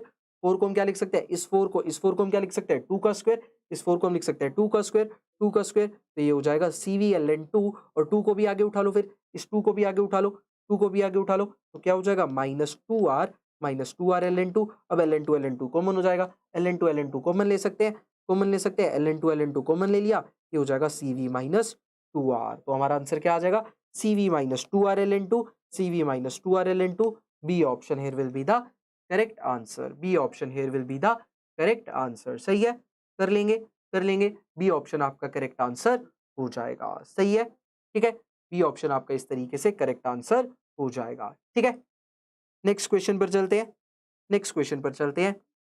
ये बताइए, ये बताइए, लास्ट क्वेश्चन आज के सेशन का, लास्ट क्वेश्चन है आज के सेशन का, जल्दी से बताइए। The change in entropy when 3 moles of argon gas are heated at a constant volume from 200 kelvin to 300 kelvin. Change in entropy निकालना है, डेल्टा एस निकालना है, डेल्टा एस निकालना है। अगर आप क्या करते हो, क्या करते हो, 3 मोल्स ऑफ आर्गन गैस को हीट कर रहे हो, वॉल्यूम कांस्टेंट है, वॉल्यूम कांस्टेंट है। ठीक है भैया, वॉल्यूम कांस्टेंट है, ओके ओके, वॉल्यूम कांस्टेंट है, बहुत बढ़िया, हमारा काम आसान हो गया, वॉल्यूम कांस्टेंट है तो काम आसान हो गया। ठीक है, कहाँ से कहाँ हीट कर रहे हैं, कहाँ से कहाँ हीट कर रहे हैं, 200 केल्विन से 300 केल्विन पर। कहाँ से कहाँ हीट कर रहे हैं, 200 केल्विन से 300 केल्विन पर। डेल्टा एस निकालना है, अरे सिंपल कहानी, अब तो वॉल्यूम भी कांस्टेंट है, तो क्या बनेगा फॉर्मूला, क्या होता है फॉर्मूला हमारा, NCVLN T2/T1, NCVLN T2/T1 plus में NRLN V2/V1 और वॉल्यूम कांस्टेंट है, वॉल्यूम कांस्टेंट है तो ये फैक्टर तो जीरो हो जाएगा, ये फैक्टर जीरो हो जाएगा। आपको बस इतना सॉल्व करना है, इतना सॉल्व करना है। आर्गन गैस के लिए CV degrees of freedom, CV खुद निकालना, खुद निकालना। नंबर ऑफ मोल्स की वैल्यू 3, T2 T1 की वैल्यू भी है, पुट करना, काम आपका खुद का, काम आपका खुद का, पुट करना, सब कुछ करना, ये ऑप्शन आंसर आएगा। ठीक है, ये ऑप्शन आंसर आएगा, खुद ट्राई करना, खुद ट्राई करना, सब कुछ मैंने बता दिया, वैल्यू पुट करनी है, कैलकुलेशन करनी है, कर लोगे, कर लोगे। ठीक है, तो चलिए, ये हमारे आज का लास्ट क्वेश्चन था सेशन का। ठीक है, कुछ क्वेश्चंस में लेकर आया था, कुछ क्वेश्चंस मैंने आपको प्रैक्टिस के लिए, बहुत सारे क्वेश्चंस मैंने आपको प्रैक्टिस के लिए 40 45 50 के अराउंड क्वेश्चंस मैंने आपको प्रैक्टिस के लिए असाइनमेंट दे दिया है। वीडियो के डिस्क्रिप्शन के अंदर लिंक है, लिंक है, ड्राइव का लिंक है, गूगल ड्राइव का लिंक है, असाइनमेंट है, उस असाइनमेंट को डाउनलोड कर लो, डाउनलोड कर लो, पढ़ो जाकर, क्वेश्चन प्रैक्टिस करो। ठीक है, बढ़िया तरीके से। All the best. थर्मोडाइनमिक्स जैसा मैंने बोला था खत्म कराऊंगा, करवा दी। ठीक है, नेट वगैरह के लिए एक आधा टॉपिक बचता है, उसको हम बाद में लेकर आएंगे, बाद में लेकर आएंगे। असाइनमेंट डिस्कस होगा क्या, देख लेंगे। ठीक है, अगर मुझे टाइम लगा तो मैं असाइनमेंट डिस्कस का भी सेशन ले आऊंगा, कोई दिक्कत नहीं है। ठीक है, लेकिन आप लोग नंबर में बहुत कम आते हैं, तो इसमें मज़ा नहीं आता इतना मुझे, ठीक है? कोई बात नहीं, देखेंगे असाइनमेंट डिस्कशन का भी सेशन ले आएँगे, ठीक है? तो फ्यूगासिटी वगैरह कॉन्सेप्ट को भी हम लेकर आएँगे, ठीक है? उसको भी मैं आपको नेक्स्ट वीक के अंदर डिस्कस करा लूँगा, ठीक है? सेशन करवा दूँगा मैं, ठीक है? तो ये था हमारा आज का सेशन। तो थर्मोडायनामिक्स जैसा मैंने बोला था, लोग बोलते थे कि नहीं कराएँगे पूरी, नहीं कराएँगे पूरी बोलते-बोलते हैं। मैंने बोला था मैं कराऊँगा, करा दी, राइट? ठीक है? I made my commitment, I made my commitment true, ठीक है? चलो, तो गुड बाय, पढ़ते रहो, तैयारी करते रहो। थर्मोडायनामिक्स खत्म किया है यूट्यूब पे, अच्छे से खत्म किया है, एक-एक चीज़ आपको अच्छे से समझाई है ना? कु एक 2-4 बच्चे ऐसे हैं जो मेरे साथ शुरू से लेकर एंड तक बने रहे, आई नो देम, ठीक है ना? अदिति वगैरह सब मेरे साथ जो शुरू से बने रहे, कुछ और बच्चे भी थे जो आज शायद नहीं आ पाए, कुछ बच्चे थे, ठीक है, जिनको मैं जानता हूँ। तो थैंक यू सो मच आप सभी का आने के लिए, सीखने के लिए। होपफुली आपको ये थर्मोडायनामिक्स की लेक्चर सीरीज़ आपको हेल्प करेगी। आपको एग्ज़ाम के अंदर अच्छा कर पाओगे आप एग्ज़ाम के अंदर। थर्मोडायनामिक्स अच्छे क्वेश्चन से सीख पाओगे, अटेम्प्ट कर पाओगे होपफुली, ठीक है? So good bye, take care, फिर मिलेंगे किसी और लेक्चर सीरीज़ के साथ। किसी और क्या बीएचयू की सीरीज़ हम कर रहे हैं, उसमें फिज़िकल मैं ही डिस्कस करूँगा, डोंट वरी, ठीक है? तो वो चलेगी, ठीक है? मंडे को नहीं होगा आई थिंक मेरा, उसके बाद होगा, ठीक है? तो चलेगी हमारी लेक्चर सीरीज़, सब कुछ चलेगा, ठीक है? 43 क्वेश्चन्स हैं, ठीक है? 43 होंगे, प्रैक्टिस कर लेना।